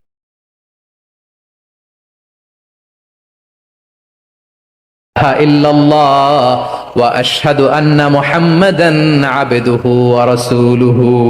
আল্লাহু আকবার। আমি সাক্ষ্য দিচ্ছি আল্লাহ ছাড়া কোনো ইলাহ নাই, আর মুহাম্মদ আল্লাহ তাআলার প্রেরিত বান্দা এবং রাসূল। প্রিয় ভাইয়েরা, ইহসান দিয়ে যা জয় করা যায়, কঠোরতা দিয়ে সেটা কঠিনকালেও জয় করা যায় না। আওয়াজ করে বলেন ঠিক কি না? এবার সুমামা দাঁড়িয়ে বলে, ওগো নবী, আমি তো কালিমা পড়ে মুসলমান হয়ে গেলাম, এবার শোনেন, এই মুহূর্তের আগে আপনার চেহারার চাইতে নিকৃষ্ট কোনো চেহারা আমার কাছে ছিল না, কিন্তু শাহাদা পাঠ করার পরে আপনার চেহারার চাইতে উত্তম শ্রেষ্ঠ কোনো চেহারা আমার কাছে আর নাই। ও নবী, আজকের দিনের আগে ইসলাম ধর্মের চেয়ে নিকৃষ্ট অপছন্দনীয় কোনো ধর্ম আমার কাছে ছিল না, কিন্তু এই মুহূর্ত থেকে ইসলামের চেয়ে সেরা শ্রেষ্ঠ পছন্দনীয় কোনো ধর্ম আমার কাছে নাই। নবী গো, আজকের দিনের আগে মদিনার চাইতে অপছন্দনীয় নিকৃষ্ট কোনো শহর আমার কাছে ছিল না, কিন্তু এই মুহূর্তের পর থেকে মদিনার চাইতে কোনো শ্রেষ্ঠ শহর আমার জানা নাই। সে ছিল গমের বড় ডিলার, গম বেচতো। কি বেচতো? তার গম কিনে মক্কার লোকেরা রুটি খাইতো। সে ঘোষণা দিল, আজকে থেকে মক্কাবাসীদের জন্য সব গম আমি হারাম করে দিলাম, মক্কাবাসী এখন না খেয়ে মরে। সুবহানাল্লাহ পড়বেন না? মক্কাবাসী বিশ্বনবীর কাছে আসলেন, এসে বললেন, মুহাম্মদ, আমরা তো তোমার ভাই, তোমার চাচা, তোমার ভাতিজা, তোমার আত্মীয়, তুমি সুমামারে বলো সে যেন আবার গমের সাপ্লাই মক্কার জন্য অনুমতি দিয়ে দেয়। বিশ্বনবীর অনুমতি ক্রমে সুমামা আবার মক্কাতে গম পাঠাতে শুরু করলো। পড়েন সুবহানাল্লাহ। ইহসান, ইহসান দিয়ে আপনি যেটা জয় করতে পারবেন, you can win the heart of your enemies. ইহসান দিয়ে আপনি আপনার শত্রুর হৃদয়কে জয় করতে পারবেন। আওয়াজ করে বলেন ঠিক কি না? এজন্য আল্লাহ বললেন, ওয়া আনফিকু ফি সাবিলিল্লাহি ওয়া লা তুলকু বিআইদিকুম ইলাত তাহলুকা ওয়া আহসিনু ইন্নাল্লাহা ইউহিব্বুল মুহসিনিন। তোমরা আল্লাহর রাস্তায় দান করবে আর নিজেরা নিজেদেরকে ধ্বংসের হাতে ঠেলে দিও না। তোমরা একে অপরের প্রতি ইহসান করবে, কারণ ইহসানকারীদেরকে আল্লাহ বড্ড ভালোবাসেন। সুবহানাল্লাহ পড়েন। আবার সূরা রহমানে আল্লাহ বললেন, হাল জাযাউল ইহসানি ইল্লাল ইহসান ফাবিআইয়ি আলা, সবাই পড়েন, ফাবিআইয়ি আলাই রাব্বিকুমা তুকাযযিবান। ইহসানের প্রতিদান হিসেবে ইহসানি হয়। বিশ্বনবী সুমামার প্রতি যেমন ইহসান করেছেন, সুমামাও ঠিক তেমন ইহসান ফিরিয়ে দিয়েছে। ঠিক কিনা বলেন? তাহলে এক নম্বরে হচ্ছে আদ, ন্যায় বিচার। দুই নম্বরে সবাই বলেন ইহসান, সদাচরণ। ইহসান দুই ধরনের প্রিয় ভাইরা, ইহসান ফিল ইবাদা, ইহসান ফিল মুআমালা। ইহসান ফিল ইবাদা হচ্ছে একাগ্র অনুভবে ইবাদতে ডুব দেওয়া, এর নাম ইবাদতের ইহসান। সুবহানাল্লাহ পড়েন। বিশ্বনবী বলেন, ইহসান মানে কি জানো নাকি? হাদিসে জিবরিলে সাইয়েদনা জিবরিল আলাইহিস সালাম বিশ্বনবীকে বললেন, আখবিরনি আনিল ইহসান। নবী আমাদেরকে বলেন ইহসান মানে কি? বিশ্বনবী বললেন, আনতা আবুদাল্লাহা কাআন্নাকা তারাহু ফাইন লাম তাকুন তারাহু ফাইন্নাহু ইয়ারাক। ইহসান মানে হলো এমন ভাবে তুমি আল্লাহর সামনে নিজেকে উজাড় করে ইবাদত করবে, তুমি ভাববে তুমি আল্লাহকে দেখতে পাচ্ছ, আর এটা যদি ভাবা তোমার জন্য কঠিন হয়ে যায়, অন্তত এতটুকু তুমি ভাববা যে আল্লাহ তোমাকে দেখতে পাচ্ছেন। ঠিক কিনা বলেন? ও আমার বীর চট্টলার ভাইয়েরা, কেউ যেটা দেখে না সেটা দেখে কে? এই বিশ্বাস হৃদয়ের মধ্যে আছে? নামাজে যখন দাঁড়ান এই ফিলিংসটা আনা যাবে? হ্যাঁ, এশার সালাত তো এখনো হয় নাই না? আলোচনা শেষে এশার সালাত এখানে অনুষ্ঠিত হবে, তাই না? আচ্ছা বলুন তো, আমরা এশার সালাত পর্যন্ত বেঁচে থাকবো এই গ্যারান্টি আছে কার কার? হাত তোলেন। কয়েকজন হাত তুলছে পেছনে, না বুঝে তুলে ফেলছে। এশা পর্যন্ত যে আমরা হায়াত পাবো কোনো গ্যারান্টি আছে? সবাই আওয়াজ করে বলেন, গ্যারান্টি আছে? গ্যারান্টি নাই। এই জন্য বিষ্ণু ইসলাম বলেছে, এমন ভাবে নামাজে দাঁড়াও, ইবাদত করো, মনে করো হতে পারে এটাই আমার জীবনের শেষ নামাজ। পারফর্ম দ্য সালাহ as if this is your last and final prayer. এমন ভাবে সালাতে দাঁড়াও, ভাবো হতে পারে এটাই তোমার জীবনের শেষ নামাজ। এমন ভাবে নামাজে দাঁড়াও, ভাবো এটাই শেষ নামাজ। তাহলে নামাজে একাগ্রতা বাড়ায় দিবে কে? ফলে ইবাদতের ইহসান আমাদের অর্জিত হবে। আর মুআমালাতে ইহসান হলো, বিশ্বনবী বলেন, ইন্নাল্লাহা তাবারাকা ওয়া তাআলা কাতাবাল ইহসানা আলা কুল্লি শাই, ফাইদা কাতালতুম ফাআহসিনুল কিতলা ওয়া ইযা যাবাহতুম ফাআহসিনুয যাবহা ওয়ালিয়ুহিদ্দা আহাদুকুম শাফরাতাহু ওয়ালিয়ুরিহ যাবিহাতাহু। ইহসান দুই ধরনের, আওয়াজ করে বলতে হবে। কয় ধরনের? সবাই বলুন আওয়াজ করে, কয় ধরনের? একটা হচ্ছে ইহসান ফিল ইবাদা, ইবাদতে ইহসান। ইবাদতে ইহসান কি? একাগ্র অনুভব দিয়ে ইবাদত করা, মন প্রাণ দিয়ে ইবাদত করা। আর মুআমালাতে ইহসান কি? সব কাজে, দৈনন্দিন কাজে, কর্মে, সামাজিক অ্যাক্টিভিটিতে কোমলতা প্রদর্শন করা, অনুগ্রহের সাথে সবকিছু করা। আল্লাহ তাআলা ইন্নাল্লাহা তাবারাকা ওয়া তাআলা কাতাবাল ইহসানা আলা কুল্লি শাই, তিনি সব কিছুর ব্যাপারে ইহসানকে আবশ্যক করেছেন। সবকিছুতে মুমিনের সব কাজে ইহসানের পরশ থাকবে। ওয়া ইযা কাতালতুম ফাহসিনুল কিতলা, বিষ্ণুই বলেন তুমি যখন কাউকে হত্যা করো ইহসানের সাথে করো। সুবহানাল্লাহ পড়বেন না? যখন হত্যা করো তখনও ইহসানের সাথে। আচ্ছা হত্যা করবো আবার ইহসান আসবে করতে করে, তো মেরেই ফেলবো আমি। আল্লাহ, ও ভাই একজন খুন করেছে, খুনি, রাষ্ট্রীয় আইনে তার শাস্তি হয়েছে ডেথ পেনাল্টি, মৃত্যুদণ্ড। এখন মৃত্যুদণ্ড দেখে আপনি যেমনি মন চায় তেমনি মারবেন লোকটারে? ওর নাক কেটে ফেলতে পারবেন? ওর কান কাটতে পারবেন? ওর চোখ উপড়ে ফেলতে পারবেন আপনি? যেমন মন চায় তার অঙ্গহানি করা যাবে না। ইহসানের সাথে তাকে হত্যা করো। সুবহানাল্লাহ, this is Islam, this is the true essence of Islam. ওয়া ইযা যাবাহতুম ফাহসিনুয যাবহা, যখন জবাই করবে তখনও ইহসানের সাথে জবাই করো। করবো জবাই, ওইখানেও নাকি ইহসান। আচ্ছা কুরবানির দিন আমরা পশুগুলোরে কি করি বলেন সবাই আওয়াজ করে? জবাই। জবাই মানে তো এটার মেরেই ফেলতেছি, একটু পরে তো টুকরো টুকরো করে গোশতগুলো খাবো, এটা তো খাবো, এটা তো মেরেই ফেলবো। বিষ্ণু বলে না, জবাইয়ের মধ্যেও মুমিনের জবাইয়ের ভেতরেও ইহসানের পরশ থাকা চাই।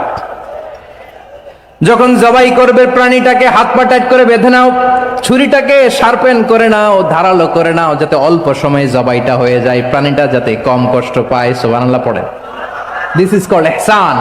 ইহসান আল্লাহ তাআলা যেমনি আদলের আদেশ করেছেন, ন্যায় বিচার, জাস্টিস এনশিওর করতে বলেছেন, সমাজে ইহসানের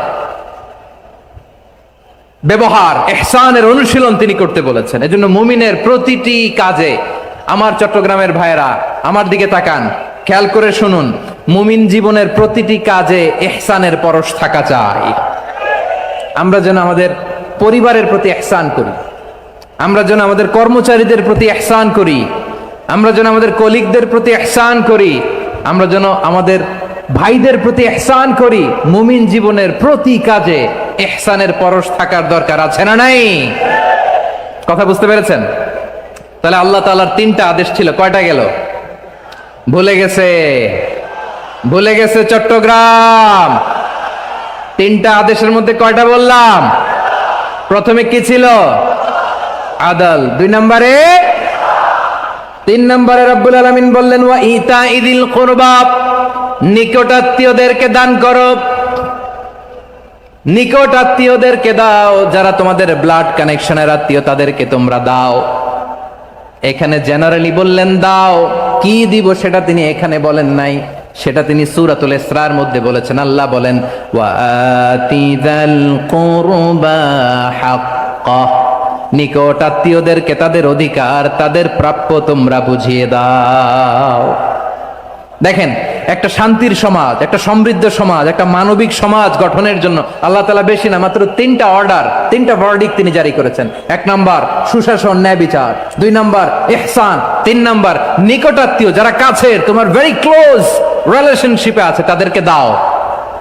দাও, দিলে বাড়িয়ে দেয় কে? অনেকে দিতে চায় না, কৃপণতা করে। দিলে বাড়ায় দেয় কে? ও মিয়া, মদিনার মধ্যে সবচাইতে গরিব সাহাবী ছিল বেলাল রাদিয়াল্লাহু তাআলা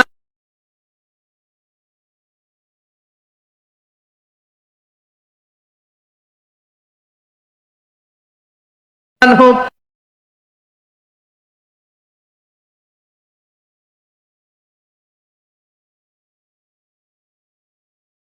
জিনিস একটা আছে হাতে, ওইটা যদি ছেড়ে দেন তাইলেই না 15 কেজি ধরতে পারবেন। কথা বলেন ঠিক কিনা? তাহলে দিলে বাড়িয়ে দেয় কে? রব্বুল আলামিন বললেন 3 নাম্বার আদেশ হলো তোমাদের প্রতি সমাজটারে কেমন করে মানবিক সমাজ, সুন্দর সমাজ গড়বা। 3 নাম্বার আদেশ হলো ওয়া আতিদাল কুরবা হাক্কা, নিকটাত্মীয়দেরকে তাদের প্রাপ্য বুঝিয়ে দাও। এই নিকটাত্মীয়দেরকে তাদের অধিকার বুঝিয়ে দেওয়া, প্রাপ্য বুঝিয়ে দেওয়াতে আমাদের গাফলতি আছে না নাই? চট্টগ্রামে নাই? মাশাআল্লাহ আছে, আছে। অনেকে দেখবেন অনেক আল্লাহওয়ালা, তাহাজ্জুদ গুজার, সেজদা দিতে দিতে কপালে কালো দাগ ফেলে দিছে, সে তার বোনের হকটা আদায় করে নাই। আছে না নাই? হ্যাঁ, এখানেও আছে। সর্বনাশ। অনেক বড় হাজী সাহেব, বিশাল লম্বা দাড়ি, ছেলেরে সব দিয়ে দিছে, মেয়েরে কিছু দেয় নাই, মেয়ের হক আদায় করে নাই। আছে না নাই? এই হাজী সাহেবেরা, এই আল্লাহওয়ালারা কিয়ামতের ময়দানে আটকে যাবে। আপনি অন্যের অধিকার নষ্ট করেছেন, তাদের রাইটস কে ভায়োলেট করেছেন। এজন্য আল্লাহ তাআলা বলেন, কারো অধিকার যদি কেউ নষ্ট করে, ওই সমাজটা মানবিক সমাজ কঠিনকালেও হতে পারে না। এজন্য 3 নম্বর আল্লাহ বললেন ওয়া ইতা ইদিল কুরবা, নিকটাত্মীয়দেরকে দাও। কি দিবা? তাদের অধিকার দিয়ে দাও। বোনের অধিকার বুঝিয়ে দাও, মেয়ের অধিকার বুঝিয়ে দাও, ফুফুর অধিকার বুঝিয়ে দাও। দেখবেন অনেক মায়েরা ছেলের পাতে মুরগির রান দেয়, মেয়ের পাতে দেয় মুরগির ঠ্যাং। এরকম আছে না নাই? হ্যাঁ, ছেলেরা কি দেয়? মুরগির। মেয়ের পাতে কি দেয়? তো মেয়ের কি মুরগির রান খেতে মনে চায় না? মনে চায় না? এমনটা করা যাবে না। নিকটাত্মীয়দেরকে অধিকার দিয়ে দাও, নিকটাত্মীয়ের সাথে সুসম্পর্ক রাখো। আদেশটা কার? এজন্য প্রিয় ভাইয়েরা, জীবনে যদি বারাকা অর্জন করতে চান, নিকটাত্মীয়দের সাথে সুসম্পর্ক রাখতে হবে, তাদের জন্য উপহার পাঠাতে হবে। বিশ্বনবী বলেন লা ইয়াদখুলুল জান্নাতা কাতে, যে ব্যক্তি আত্মীয়তার সম্পর্ককে ছিন্ন করে দেয়, সে কঠিনকালেও আল্লাহর জান্নাতে ঢুকবে না। আপনি কি এটারে সহজ হাদিস মনে করছেন?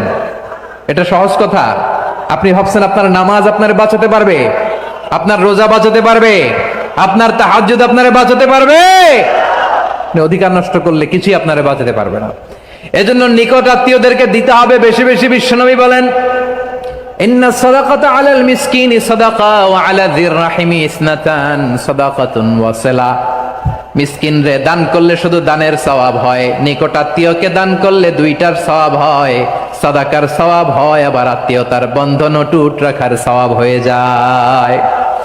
আবার বিশ্বনবী বললেন মান সাররাহু আইয়ুবসাতা লাহু ফি রিজকিহি ওয়া ইউনসা লাহু ফি আসারিহি ফালইয়াসিল রাহিমা। যে ব্যক্তি তার রিজিকের প্রশস্ততা চায় আর হায়াতে বরকত চায়, সে যেন তার আত্মীয়ের সাথে সুসম্পর্ক রাখে। আমার প্রিয় চট্টলার ভাইয়েরা, আমাদের রিজিক বাড়ুক, এটা আমরা চাই কি চাই না? সবাই চান? হ্যাঁ, আমাদের রিজিকে প্রশস্ততা আসুক, চাই কি চাই না? আমাদের হায়াতে বরকত আসুক, আমরা চাই কি চাই না? এই 2টা যদি চান, তাহলে নিকটাত্মীয়দের সাথে সুসম্পর্ক রাখবেন। পারবেন? তাহলে সমাজটারে মানবিক সমাজ বানায় দিবে কে? 3টা আদেশ চলে গেল। কয়টা? আওয়াজ করে বলেন। 1 নম্বরে কি ছিল? 2 নম্বরে, 3 নম্বরে নিকটাত্মীয়দেরকে দান। আপনাদেরকে আরো শোনার আগ্রহ আছে? আপনাদের মনোযোগ আছে না গেছে? কষ্ট হচ্ছে না? মাশাআল্লাহ, মাশাআল্লাহ, তাকবীর পড়ুন, লিল্লাহি তাকবীর।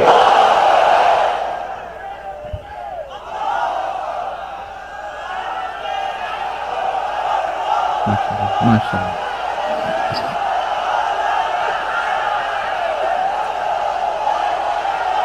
আমার প্রিয় ভাইয়েরা, আল্লাহ তাআলা তিনটা জিনিসের যেমনি আদেশ করেছেন, অনুরূপভাবে তিনটা বিষয় তিনি বারণ করেছেন, নিষেধ করেছেন। ওগুলোর কাছেও যাওয়া যাবে। শুনবেন।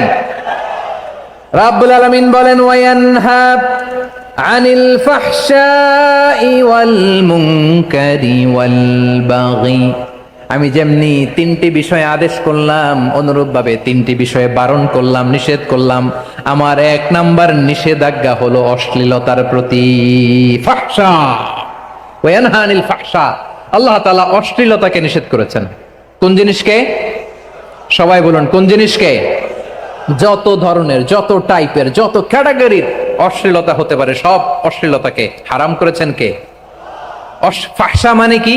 কথায়, কাজে, আচরণে, কমেন্ট, ফেসবুকের কমেন্টসে যত ধরনের নোংরামো আছে, যত ধরনের অশ্লীলতা আছে, এটাকে আরবিতে বলে ফাহশা। এটাকে কি বলে? রাব্বুল আলামিন বলেন, কুল ইন্নামা হারামা রাব্বিয়াল ফাওয়াহিশা মা যাহারা মিনহা ওয়া মা বাতান। ও নবী, আপনি বলে দেন, আমার রব প্রকাশ্য, অপ্রকাশ্য, স্পষ্ট কিংবা অস্পষ্ট, দৃশ্যমান কিংবা অদৃশ্যমান সব অশ্লীলতাকে হারাম করেছেন। সব ধরনের অশ্লীলতা হারাম, সব ধরনের। আল্লাহ তাআলা আমাদেরকে অশ্লীলতা থেকে বাঁচান, অশ্লীলতা থেকে তিনি আমাদেরকে হেফাজত করুক। পড়েন আমিন। এবার বলেন, আমাদের সমাজে অশ্লীলতা আছে না নাই? চট্টগ্রামে নাই? আমি কই নাই, ওনারা বলে আছে। দেখছেন, আমি সামহাও বাঁচায় দেওয়ার ট্রাই করতেছি, ওনারা বলে আছে। অশ্লীলতা নানা ভাবে, নানা নামে, নানা মোড়কে আমাদের সমাজে আছে না নাই? সংস্কৃতির নামে, ফ্যাশনের নামে, বিনোদনের নামে, উপন্যাসের নামে, কনসার্টের নামে অশ্লীলতা আছে না নাই? আপনি দেখেছেন কনসার্টগুলোর অবস্থা? এই যে আতিফ আসলাম যে আসছে আমাদের দেশে, তারপর কে কে আসছে, আমাদের তরুণ তরুণীরা, আমাদের যুবক যুবতীরা, আমাদের জেনজিরা, কি অবস্থা ওইখানে? হ্যাঁ, কি অবস্থা? কে বাঁচাবে ওদের? কে রক্ষা করবে ওদের ইমানের, ওদের চরিত্রের হেফাজতের গ্যারান্টি কে দিবে? কনসার্টের নামে অশ্লীলতা আছে না নাই? ছেলে মেয়ে একে অপরকে জড়ায় ধরতেছে, একে অপরকে চুমো খাচ্ছে, প্রকাশ্যে, দীপালোকে, গণমানুষের সামনে। আল্লাহ তাআলা এই অশ্লীলতা থেকে আমাদেরকে বেঁচে থাকতে বলেছেন, বেঁচে থাকতে বলেছেন। রূপালী জগতের নামে অশ্লীলতা আছে না নাই? এই টার্মটা আপনারা জানেন না? রূপালী জগৎ কি জগৎ? আসলে কি রূপালী জগৎ না অন্ধকার জগৎ? আমার বোনেরা, আপনাদেরকে যে কি বলে তারা বুঝায়, রূপালী জগৎ শুনেই আপনি ভরকে যাবেন না। রূপালী জগতে যে নারী যত বেশি উলঙ্গ, সে নাকি তত বেশি সাহসী। জানেন, বলে এটা একটা সাহসী নারী, খুব সাহসী পদক্ষেপ তার। যত বেশি শরীর থেকে কাপড় নামাতে পারবে, যত বেশি বস্ত্রহীন হয়ে নিজেকে প্রেজেন্ট করতে পারবে, সে নাকি তত বেশি সাহসী। আমার চট্টলার ভাইয়েরা, শয়তানের প্রথমে এজেন্ডা ছিল বনি আদমকে বস্ত্রহীন করা। সে আদম এবং হাওয়া আলাইহিস সালামকে নিষিদ্ধ গাছের ফল খাইয়ে তাদেরকে বস্ত্রহীন করেছে। এই জামিনেও সে আমাদেরকে বস্ত্রহীন করতে চাইবে। এই রূপালী জগতের নামে তারা এটা করে। আমার প্রিয় বোনেরা, আপনি জানেন না আপনার দাম কত। ওরা আপনাদেরকে বিজ্ঞাপনের সস্তা পণ্য বানাতে চায়। ওরা আপনাদেরকে ওদের ভোগের লিপসার টুলস বানাতে চায়। ওরা আপনাদেরকে দিয়ে ওদের খায়েশ পূরণ করতে চায়। এটা আপনাদের জন্য মোটেও ডিগনিটি নয়, এটা আপনাদের জন্য সম্মান নয়। আপনার সম্মান শালীনতায়, আপনার সম্মান হেজাবে, আপনার সম্মান ভদ্রতায়, আপনার সম্মান আপনার ডিসেন্ট পোশাকে। পোশাক বলে দেয় এই নারীটা ভদ্র না অভদ্র। পোশাক বলে দেয় এই মেয়েটা কোন ঘরের মেয়ে। আওয়াজ করে বলেন ঠিক কিনা? আপনি জানেন না আপনার এই সস্তা পণ্য বানায়, ভোগের পণ্য, বিলবোর্ডে আপনাকে উলঙ্গ করে উপস্থাপন করে। এই অশ্লীলতার সাথে ইসলামের কোনো সম্পর্ক। এজন্য আল্লাহ বলেন আমি অশ্লীলতাকে হারাম করেছি। অশ্লীলতাকে হারাম করার প্রথম কারণ হলো এর মাধ্যমে মানবতাকে অপমানিত করা হয়। কারণ মানুষের সম্মান মানুষের পোশাকে। মানুষ যখন পোশাকহীন হয়ে যায়, বস্ত্রহীন হয়ে যায়, তার সম্মান কমে যায়, ঠিক কিনা? অশ্লীলতাকে হারাম করার প্রথম কারণ হচ্ছে মানুষ মানুষকে অপমান করে। একটা নারী সে তো সম্মানিত, নারী যে কত সম্মানিত নারীরা এটা বুঝেই নাই। বিশ্বনবী বলেন আর দুনিয়া কুল্লুহা মাতা ওয়া খায়রু মাতা'আদ দুনিয়া আল মারআতুস সালিহা। আমার বোনেরা, 5টা প্যান্ডেলে আপনারা এলইডিতে আমার আলোচনা শুনছেন, আমি জানি। আপনাদের এই গর্ভ যে কত দামি আপনি জানেন না। আপনার পেট থেকেই আসবে আগামী দিনের সালাহুদ্দিন আল আইয়ুবী। আপনার পেট থেকেই আসবে অনাগত দিনের ইমাম মাহদী আল মুনতাযর। আপনার পেট থেকেই আসবে অনাগত দিনের ফয়সাল, ওয়াসিম, মুগ্ধ, আবু সাইদের মতো বীর যোদ্ধা।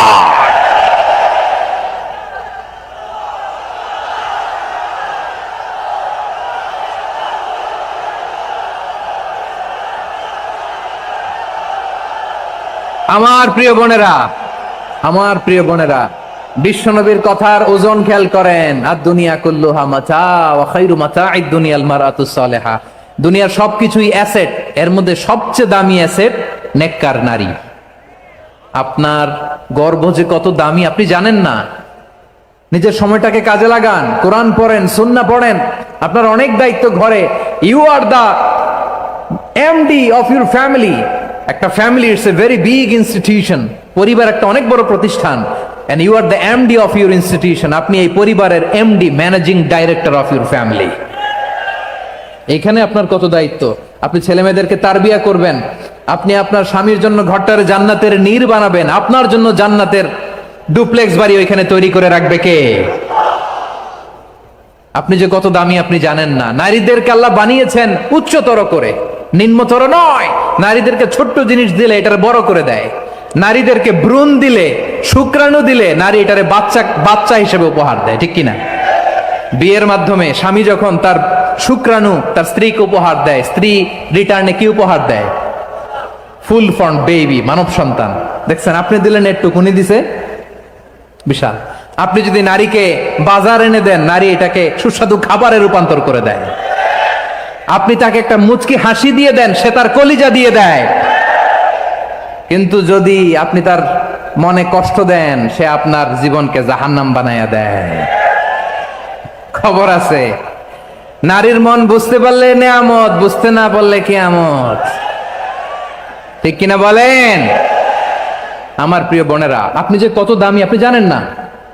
জানেন না আপনি কত দামি, অনেক দামি আপনি। আপনাদেরকে যেন ভোগের সস্তা পণ্য বানাতে না পারে আপনাদেরকে সচেতন থাকতে হবে, সজাগ থাকতে হবে, কনসার্ন থাকতে হবে। শয়তানের ওই হাতছানির দিকে আর নজর দেওয়া যাবে না।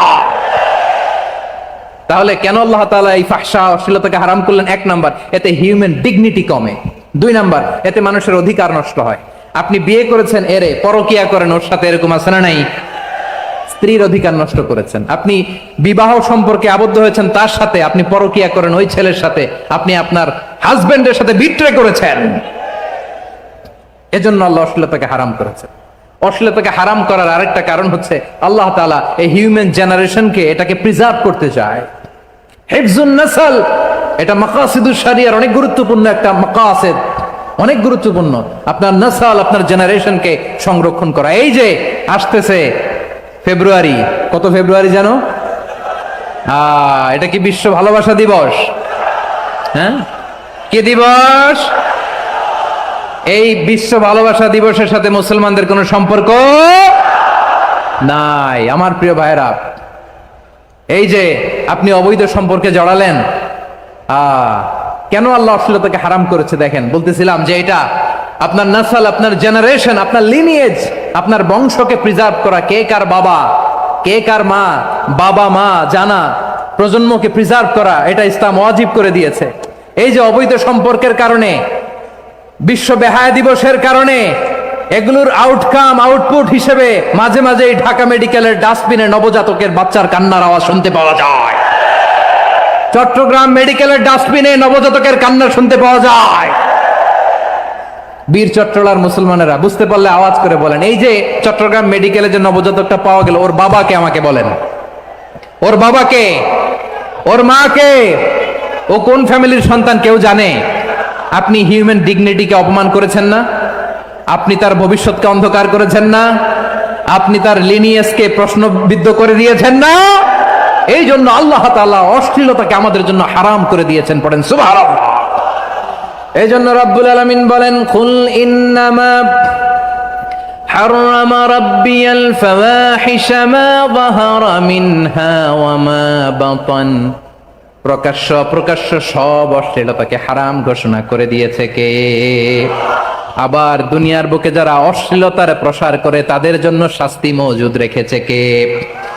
রব্বুল আলামিন বলেন, ইন্নাল্লাযীনা ইউহিব্বুনা আন তাশিআল ফাহিশাতু ফিল্লাযীনা আমানু লাহুম আযাবুন আলীমুন ফিদ দুনিয়া ওয়াল আখিরাতি ওয়াল্লাহু ইয়ালামু ওয়া আনতুম লা তা'লামুন। নিশ্চয়ই যারা বিশ্বাসীদের মাঝে অশ্লীলতার প্রসার করতে চায় তাদের জন্য আমি মর্মন্তুদ শাস্তি প্রস্তুত করে রেখেছি, দুনিয়াতেও রেখেছি, আখিরাতেও রেখেছি। ঘোষণাটা কার? যারাই নাটকের নামে, সিনেমার নামে, রূপালী জগতের নামে, মুভির নামে, ওটিটি প্ল্যাটফর্মের নামে আমার সমাজে অশ্লীলতা ছড়াতে চায় তাদের জন্য কঠিন মর্মন্তুদ শাস্তি মজুদ রেখে দিয়েছে কে? ও আমার বোনেরা, এখনো আপনি জাগবেন না? এখনো আপনার চিন্তার দুয়ারে এখনো নাড়া পড়ে নাই? ওরা আপনাকে উলঙ্গ বানাতে চায়, ওরা আপনাকে আইটেম গার্ল বানাতে চায়। এজন্য ইসলাম অশ্লীলতাকে হারাম করেছে। হারাম। ইসলাম বলেছে যোজন দূরে থাকো, ওরা বলে না কাছে আসো, কাছে আসার গল্প, ক্লোজ আপ ওয়ান, কাছে আসার গল্প আছে না নাই? চট্টগ্রামে তো এগুলো নাই মাশাআল্লাহ। হ্যাঁ, এখানেও আছে ক্লোজ আপ ওয়ান, কাছে আসার গল্প। আল্লাহ বলেন ওয়ালা তাকরাবুজ জিনা, কাছেও এসো না, জিনা থেকে যোজন কিলো দূরে থাকো, ওরা বলে কাছে আসার গল্প। আমার বীর চট্টলার ভাইয়েরা, কাছে আসতে হলে আমরা কোরআনের কাছে আসব, কাছে আসতে হলে নবীর কাছে আসব, কাছে আসার গল্প হবে আমার রবের কাছে আসার গল্প। চিল্লায় বলো ঠিক কিনা?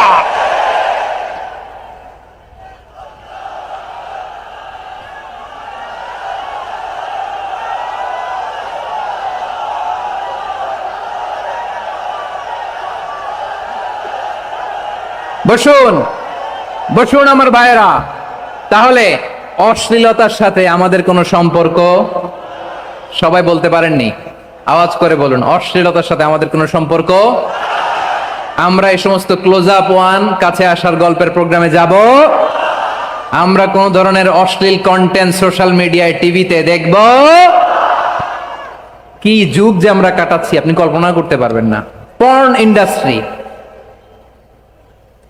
নারী পুরুষের বস্ত্রহীন যুগল দৃশ্য, এইটাকে দিয়ে ওরা কোটি ডলারের ইন্ডাস্ট্রি বানিয়েছে। পুরো মানব ইতিহাসে এরকম জঘন্য সময় মানব ইতিহাস পার করে নাই। পর্ন এটা ইন্ডাস্ট্রি হয়ে গেছে। আমাদের এই যুবকগুলো, জেনজিগুলো, ওদের চরিত্র বাঁচাবে কি করে? কেমন করে হেফাজত করবে ওদের এই মূল্যবান চরিত্র? আমার প্রিয় ভাইরা, এই অশ্লীলতার দ্য লেটেস্ট ভার্সন হচ্ছে LGBTQ, শরীফ থেকে শরীফা। শুনছেন আপনারা?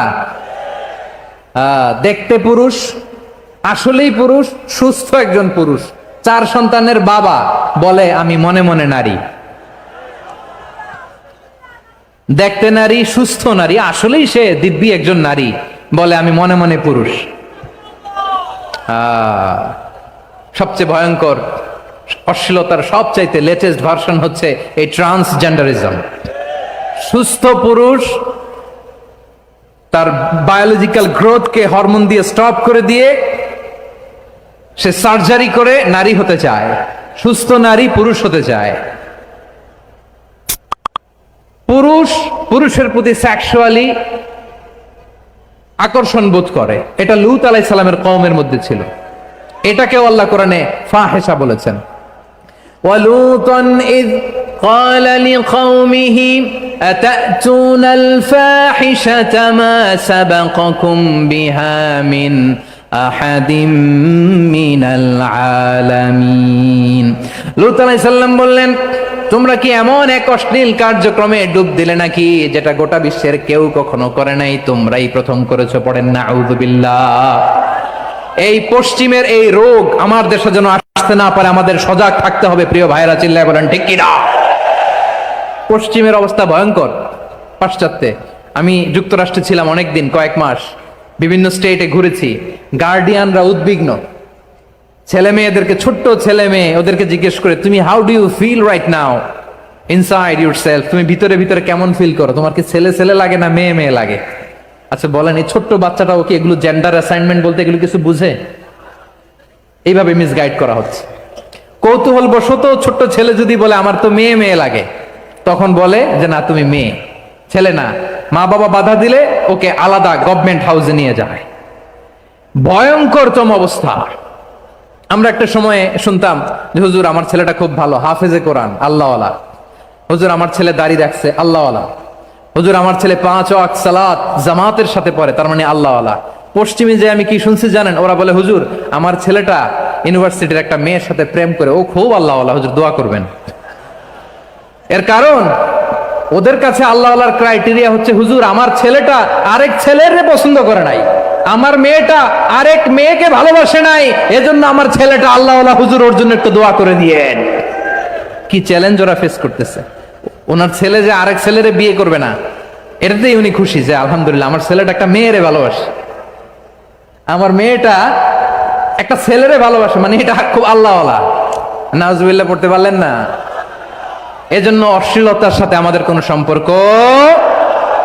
রাব্বুল আলামিন বলেন ওয়ায়ানহা আনিল ফাহশাই ওয়াল মুনকারি ওয়াল বাগি। তিনটা জিনিসকে আমি নিষিদ্ধ করলাম। এক নাম্বার হলো ফাহশা, অশ্লীলতা। 2 নম্বরে হলো মুনকার, সমস্ত মন্দ কাজ। আপনাদের মনোযোগ আছে না? শেষ করে দিব? আর 2-1 মিনিট শুনবেন?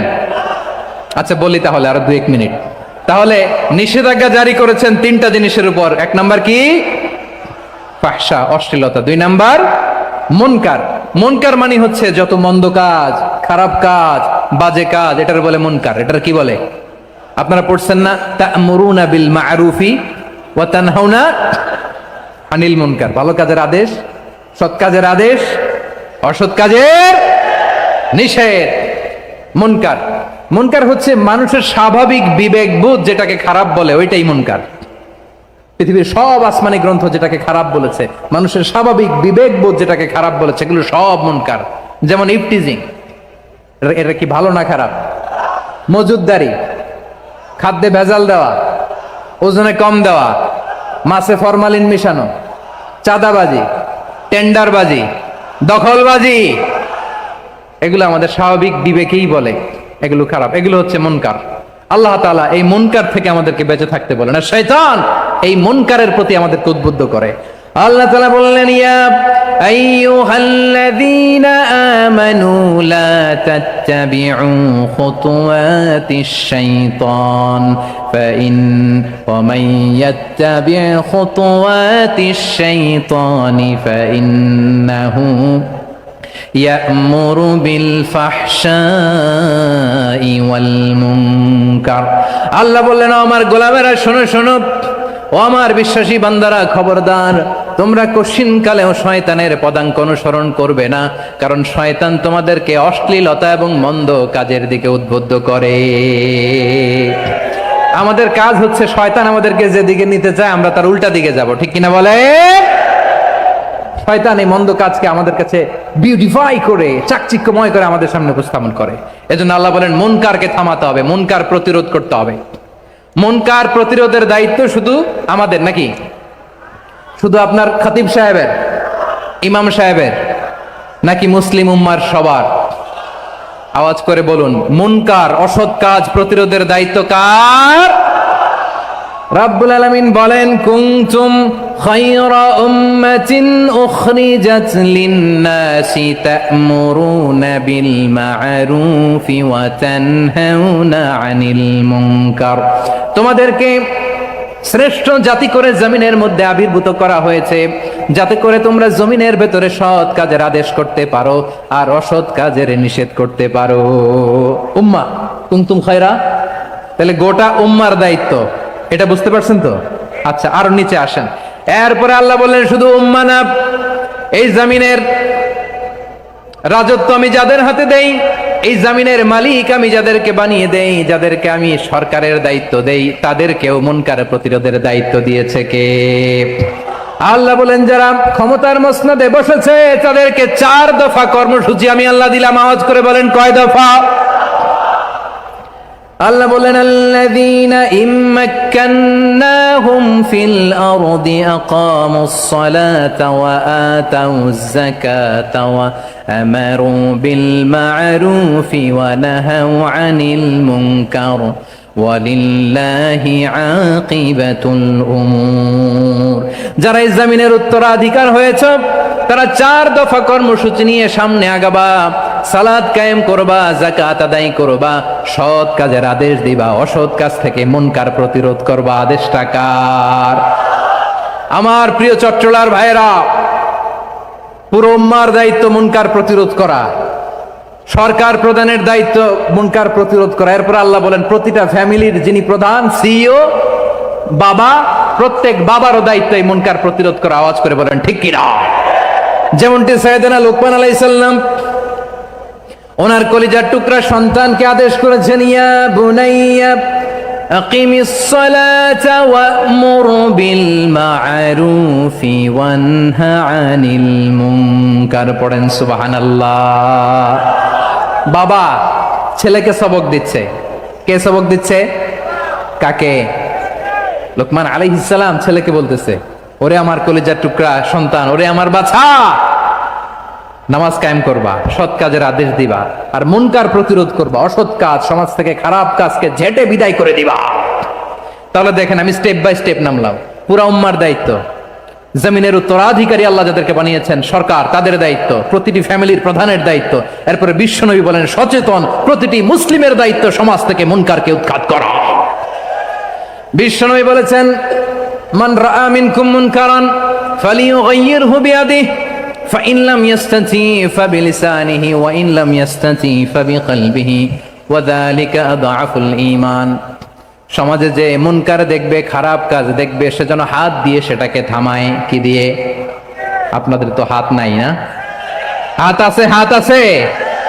ওরা যেই হাত দিয়ে অন্যায় করে ওটা প্রতিরোধের জন্য আমাদেরও হাত আছে না নাই?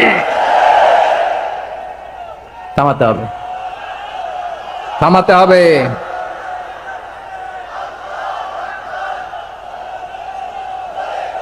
বসুন আমার প্রিয় ভাইরা, ওরা ওদের যেই হাত দিয়ে টেন্ডারবাজি করে, চাঁদাবাজি করে, ইফটিজিং করে, দখলবাজি করে, যেই হাত দিয়ে, ওই মুনকার থামায় দেওয়ার জন্য আল্লাহর দেয়া আমাদেরও 2টি হাত আছে না নাই? আমাদেরও হাত আছে। থামাইতে হবে, থামাইতে হবে, হিম্মত করতে হবে। আমার প্রিয় ভাইরা, না থামালে আমরাই ডুববো শেষমেশ। আমাদের বাঁচার জন্য হলেও থামাইতে হবে। রব্বুল আলামিন বলেন, ওয়াত্তাকু ফিতনাতাল লা তুসিবান্নাল্লাযীনা যালামু মিনকুম খাসসা। ও আমার গোলামেরা, ওই আযাবকে ভয় করো যে আযাব যখন আমি জমিনের বুকে পাঠাই, শুধু জালেমদেরকেই মারি না, আলেমদেরকেও মারি। আযাব যখন আসে তখন শুধু জালিমই মরে না, আলেমও মরে। জানেন, মুসা আলাইহিস সালামের পায়ে একবার একটা লাল পোকা কামড় দিয়েছে, লাল পিঁপড়া। লাল পিঁপড়া কামড় দিলে খুব আরাম লাগে না? কি লাগে? হ্যাঁ, জলে না? লাল একটা পিঁপড়া কামড় দিছে, তো উনি রেগে মেগে পাশি দেখে লাল পিঁপড়ার বাসা, পা দিয়ে ডলে মুছে সবগুলো পিঁপড়া মেরে ফেলছে। এই ঘটনাটা আল্লাহ ঘটিয়েছেন এজন্য মুসা আলাইহিস সালাম ছিলেন কালিমুল্লাহ, সরাসরি আল্লাহর সাথে কথা বলতেন। তিনি আল্লাহকে জিজ্ঞেস করেছিলেন, আল্লাহ তুমি যখন কোন জনপদে আযাব পাঠাও, শাস্তি দাও, ওখানকার শুধু জালেমরাই তো মরে না, ভালো মানুষগুলাও মরে, তো আযাব দিবা মুশরিকদের উপর দিবা, অবাধ্যদের উপর দিবা, ভালো মানুষগুলারে মারো কেন? আল্লাহ বললেন, মুসা তোমার যে কামড় দিছিল পায়ের মধ্যে পিঁপড়া, কয়টা পিঁপড়া? জোরে বলেন। একটা পিঁপড়া, সবগুলারে মারলা কেন? রেগে মেগে পুরো পিঁপড়ার বাসা ভেঙে মেসাকার করলা কেন? এই মুসা, আমি যখন অ্যাকশনে যাই, আমি যখন শাস্তি দেই, তখন এত বাস বিচার করা হয় না, বাস বিচার করা যায় না। যখন অ্যাকশনে যাওয়া হয়, ওইটা ডাইরেক্ট অ্যাকশন হয়ে যায়। চিল্লায় বলো ঠিক কি না? এজন্য আমাদের বাঁচার জন্য হলেও এই পাপ থামাতে হবে, এই শয়তানের অট্টহাসি থামাতে হবে, অন্যায় অপরাধ সমাজ থেকে আমাদের থামাতে হবে। কারণ আযাব আসলে ওরাও মরবে, আমরাও মরব। একটা জাহাজ 2 তলা, আপনি আছেন 2য় তলায়, শুনতেছেন? শুনতেছেন? জাহাজ কয় তলা? আপনি কোন তলায়? 2য় তলায়। নিচের তলার কিছু লোক জাহাজের তলা ছিদ্র করতে আরম্ভ করছে। কি ছিদ্র করতেছে? আচ্ছা, জাহাজের তলা ছিদ্র করলে তলা দিয়ে কি ঢুকে? এখন আপনি যদি বলেন আমার কি, আমি তো 2 তলায়, আমার কি, আমি তো সেফ, আমি তো সেফ জোন, আমি তো ভালো আছি, আমি তো ভালো আছি, ওরা ছিদ্র করে ওরা মরবে। আসলে কি শুধু ওরা মরবে, নাকি তলা ফুটো হলে ভিতরে পানি ঢুকলে আপনারও সলিল সমাধি হবে? তলা দিয়ে যখন পানি ঢুকবে, জাহাজ ডুবলে আপনিও মরবেন। এজন্য নিজে মরার আগে ওই পাগলগুলোর নিচতলায় যে থামাতে হবে। চিল্লায় বলেন ঠিক কি না? এজন্য আল্লাহ বললেন, মুনকার প্রতিরোধের দায়িত্ব সমাজের টপ টু বটম সবার। পুরো আম্মার দায়িত্ব, সরকার প্রধানের দায়িত্ব, প্রতিটি ফ্যামিলির প্রধান বাবার দায়িত্ব, বিশ্বনবী বললেন প্রতিটি সচেতন মুসলিমের দায়িত্ব। এজন্য মুনকার প্রতিরোধ করার দরকার আছে না নাই? সমাজে এই যে ইফটিজিং হয়, আপনার বোনের বয়সী একটা মেয়েকে কিছু বকাটে টিটকারি করে, এই বলে সেই বলে, নোংরা কথা বলে, রাস্তায় দেখেও আপনি পাশ দিয়ে না দেখার মতো চলে যান কেন? আপনি দাঁড়ান না কেন? আপনি দাঁড়ালেই তো থেমে যাবে, কারণ সত্যের যে শক্তি, তার সামনে মিথ্যা মুখ থুবড়ে পড়ে। আপনার সামনেও কিছুই না, নাথিং। আপনি দাঁড়ান, ওকে প্রশ্ন করেন যে আমার বোনকে তুমি ডিস্টার্ব করো কেন? আপনাকে দেখে আরো 5 জন দাঁড়াবে, 5 জনকে দেখে আরো 10 জন দাঁড়াবে। আমাদের নীরবতা আর আমাদের নিশ্চুপ থাকাই জালিমদেরকে আরো শক্তিশালী জালিম বানিয়েছে। এজন্য মুনকার প্রতিরোধের দায়িত্ব আমাদের সবার। টেন্ডারবাজি, চাঁদাবাজি, দুর্নীতি, অপরাধ, দখলদারিত্ব, মজুদদারি, এগুলো সব কিছু একসাথে প্রতিরোধ করতে হবে। ঠিক কিনা বলেন?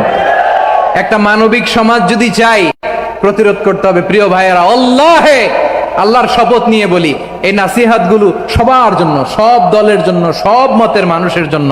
আমরা কোনো দলের প্রতি মানুষকে ডাকি না, আমরা ডাকি ইসলামের দিকে। সব দলের, সব মতের, সব মানুষদেরকে আমরা আহ্বান জানাই, আসুন আমরা একটা সুন্দর সমাজ বিনির্মাণ করি। এই যে নতুন বাংলাদেশের এক সুযোগ এসেছে, আর জীবনে হয়তো আসবে না, সামনের 100 বছরে এই সময় আসবে না। আসুন দেশটাকে আমরা সাজাই, আসুন আমরা দুর্নীতি বন্ধ করি, আসুন আমরা চাঁদাবাজি বন্ধ করি, আসুন আমরা দখলদারিত্ব বন্ধ করি, আসুন আমরা এক দল আরেক দলকে নিশ্চিহ্ন করার যে রাজনীতি, এটা বন্ধ করি। সব দলের প্রতি আমার আহ্বান। আমি কিছুদিন আগে একটা নিউজ দেখলাম, ওই যে লন্ডনে বসে জনাব তারেক রহমান সাহেবকে আমি ধন্যবাদ দিতে চাই। উনি সংবাদ শোনা মাত্রই ওনার দলের অনেক চাঁদাবাজকে উনি বহিষ্কার করেছেন। I do appreciate. প্রতিটি দলের এরকম ইনিশিয়েটিভ নেওয়ার দরকার আছে না নাই? যে কোনো দলে এই প্র্যাকটিসটা থাকার দরকার আছে না নাই? চাঁদাবাজদের সাথে আপনারা নিজেদেরকে মুক্ত ঘোষণা করবেন যে এরা আমার দলের কর্মী হতে পারে না। আমরা চাঁদাবাজ মুক্ত বাংলাদেশ চাই, জুলুম মুক্ত বাংলাদেশ চাই, ফ্যাসিজম মুক্ত বাংলাদেশ চাই, গুণ খুন খারাপি মুক্ত বাংলাদেশ চাই। আমরা নতুন ভোরের বাংলাদেশ চাই। ওই বাংলাদেশ পাওয়ার জন্য মুনকার প্রতিরোধে, অন্যায় প্রতিরোধে যদি বাঘের বাচ্চার মতো, আবু সাইদের মতো 2 হাত উঁচু করে বুককে টান টান করে প্রসারিত করে দাঁড়াতে হয়, রাজি আছো মুসলমান? কারা কারা রাজি? আল্লাহকে হাত দেখিয়ে প্রতিজ্ঞা করো।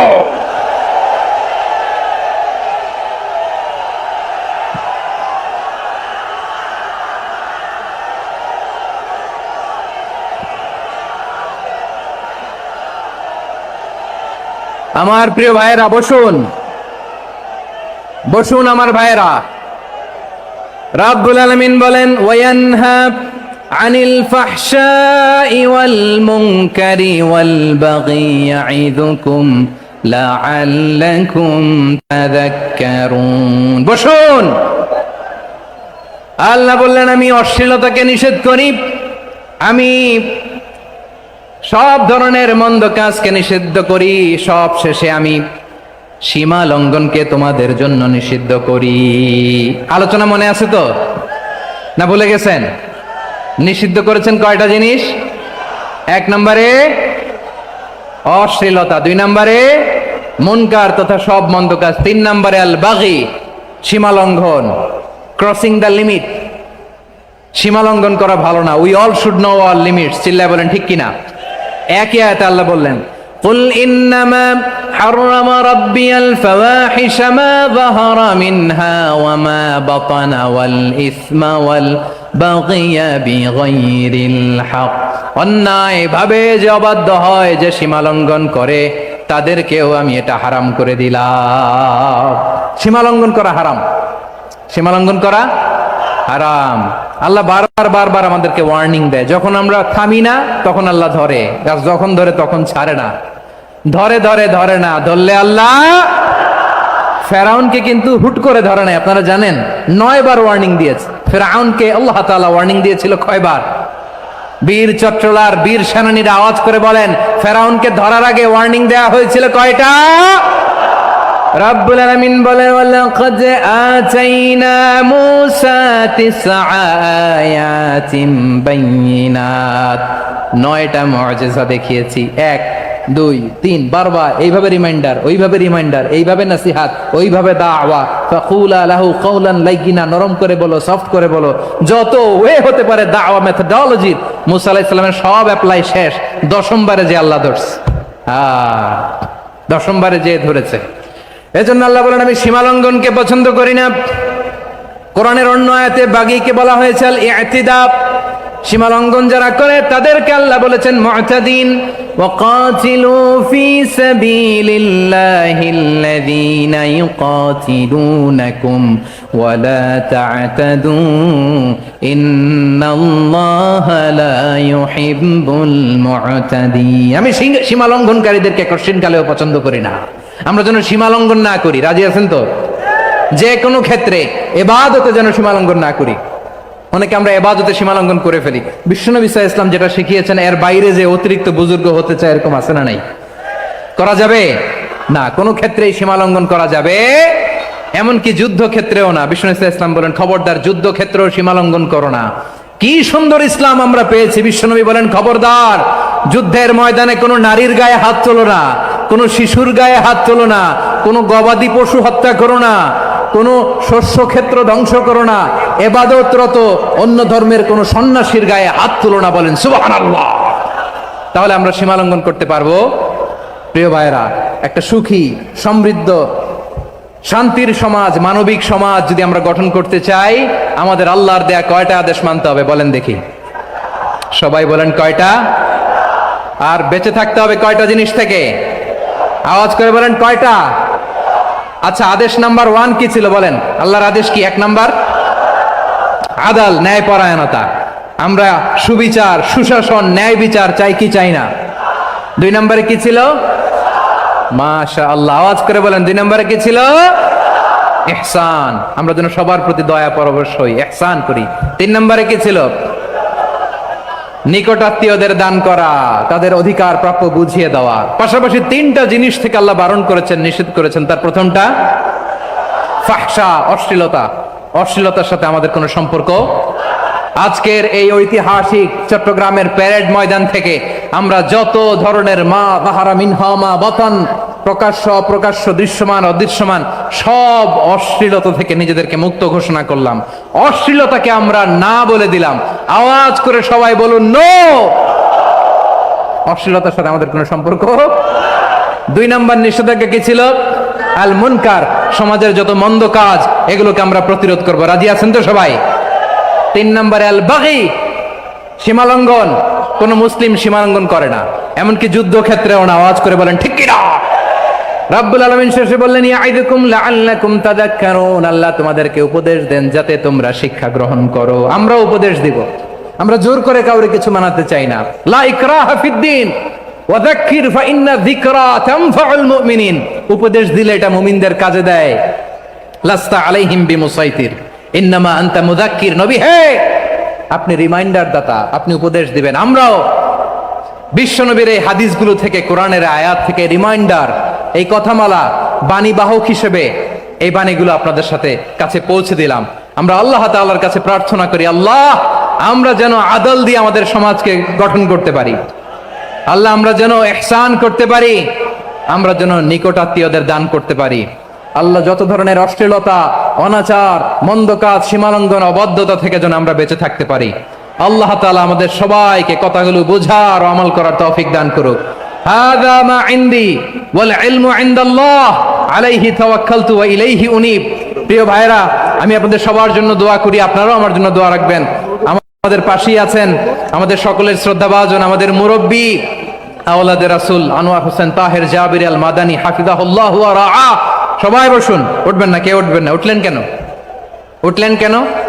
প্যারেড ময়দানের প্রোগ্রাম তো এরকম হইতে পারবে না। বসুন, এটা আল্লামা সাঈদীর স্মৃতি বিজড়িত মাহফিল। বসুন বসুন, এই মাহফিলের আদব আছে। বসুন বসুন, সুশৃঙ্খল ভাবে আমরা আখির মোনাজাতে অংশগ্রহণ করব। আওলাদ রাসূল আমাদের পাশে আছেন, হুজুর আমাদের সবাইকে নিয়ে প্রাণ ভরে দোয়া করবেন। আপনাদের সবার কাছে আমি দোয়া চাই, আপনাদের সবার জন্য দোয়া করি। আল্লাহ তাআলা আপনাদের সবাইকে ভালো রাখুন, সুস্থ রাখুন, নিরাপদে রাখুন। সুবহানাকাল্লাহুম্মা ওয়া বিহামদিকা আশহাদু আল্লা ইলাহা ইল্লা আনতা আস্তাগফিরুকা ওয়া আতুবু ইলাইক। আবারো হয়তো দেখা হয়ে যাবে অন্য কোনো তাফসীরুল কোরআনের ময়দানে। আসসালামু আলাইকুম ওয়া রাহমাতুল্লাহি তাআলা ওয়া বারাকাতুহু। আলহামদুলিল্লাহ।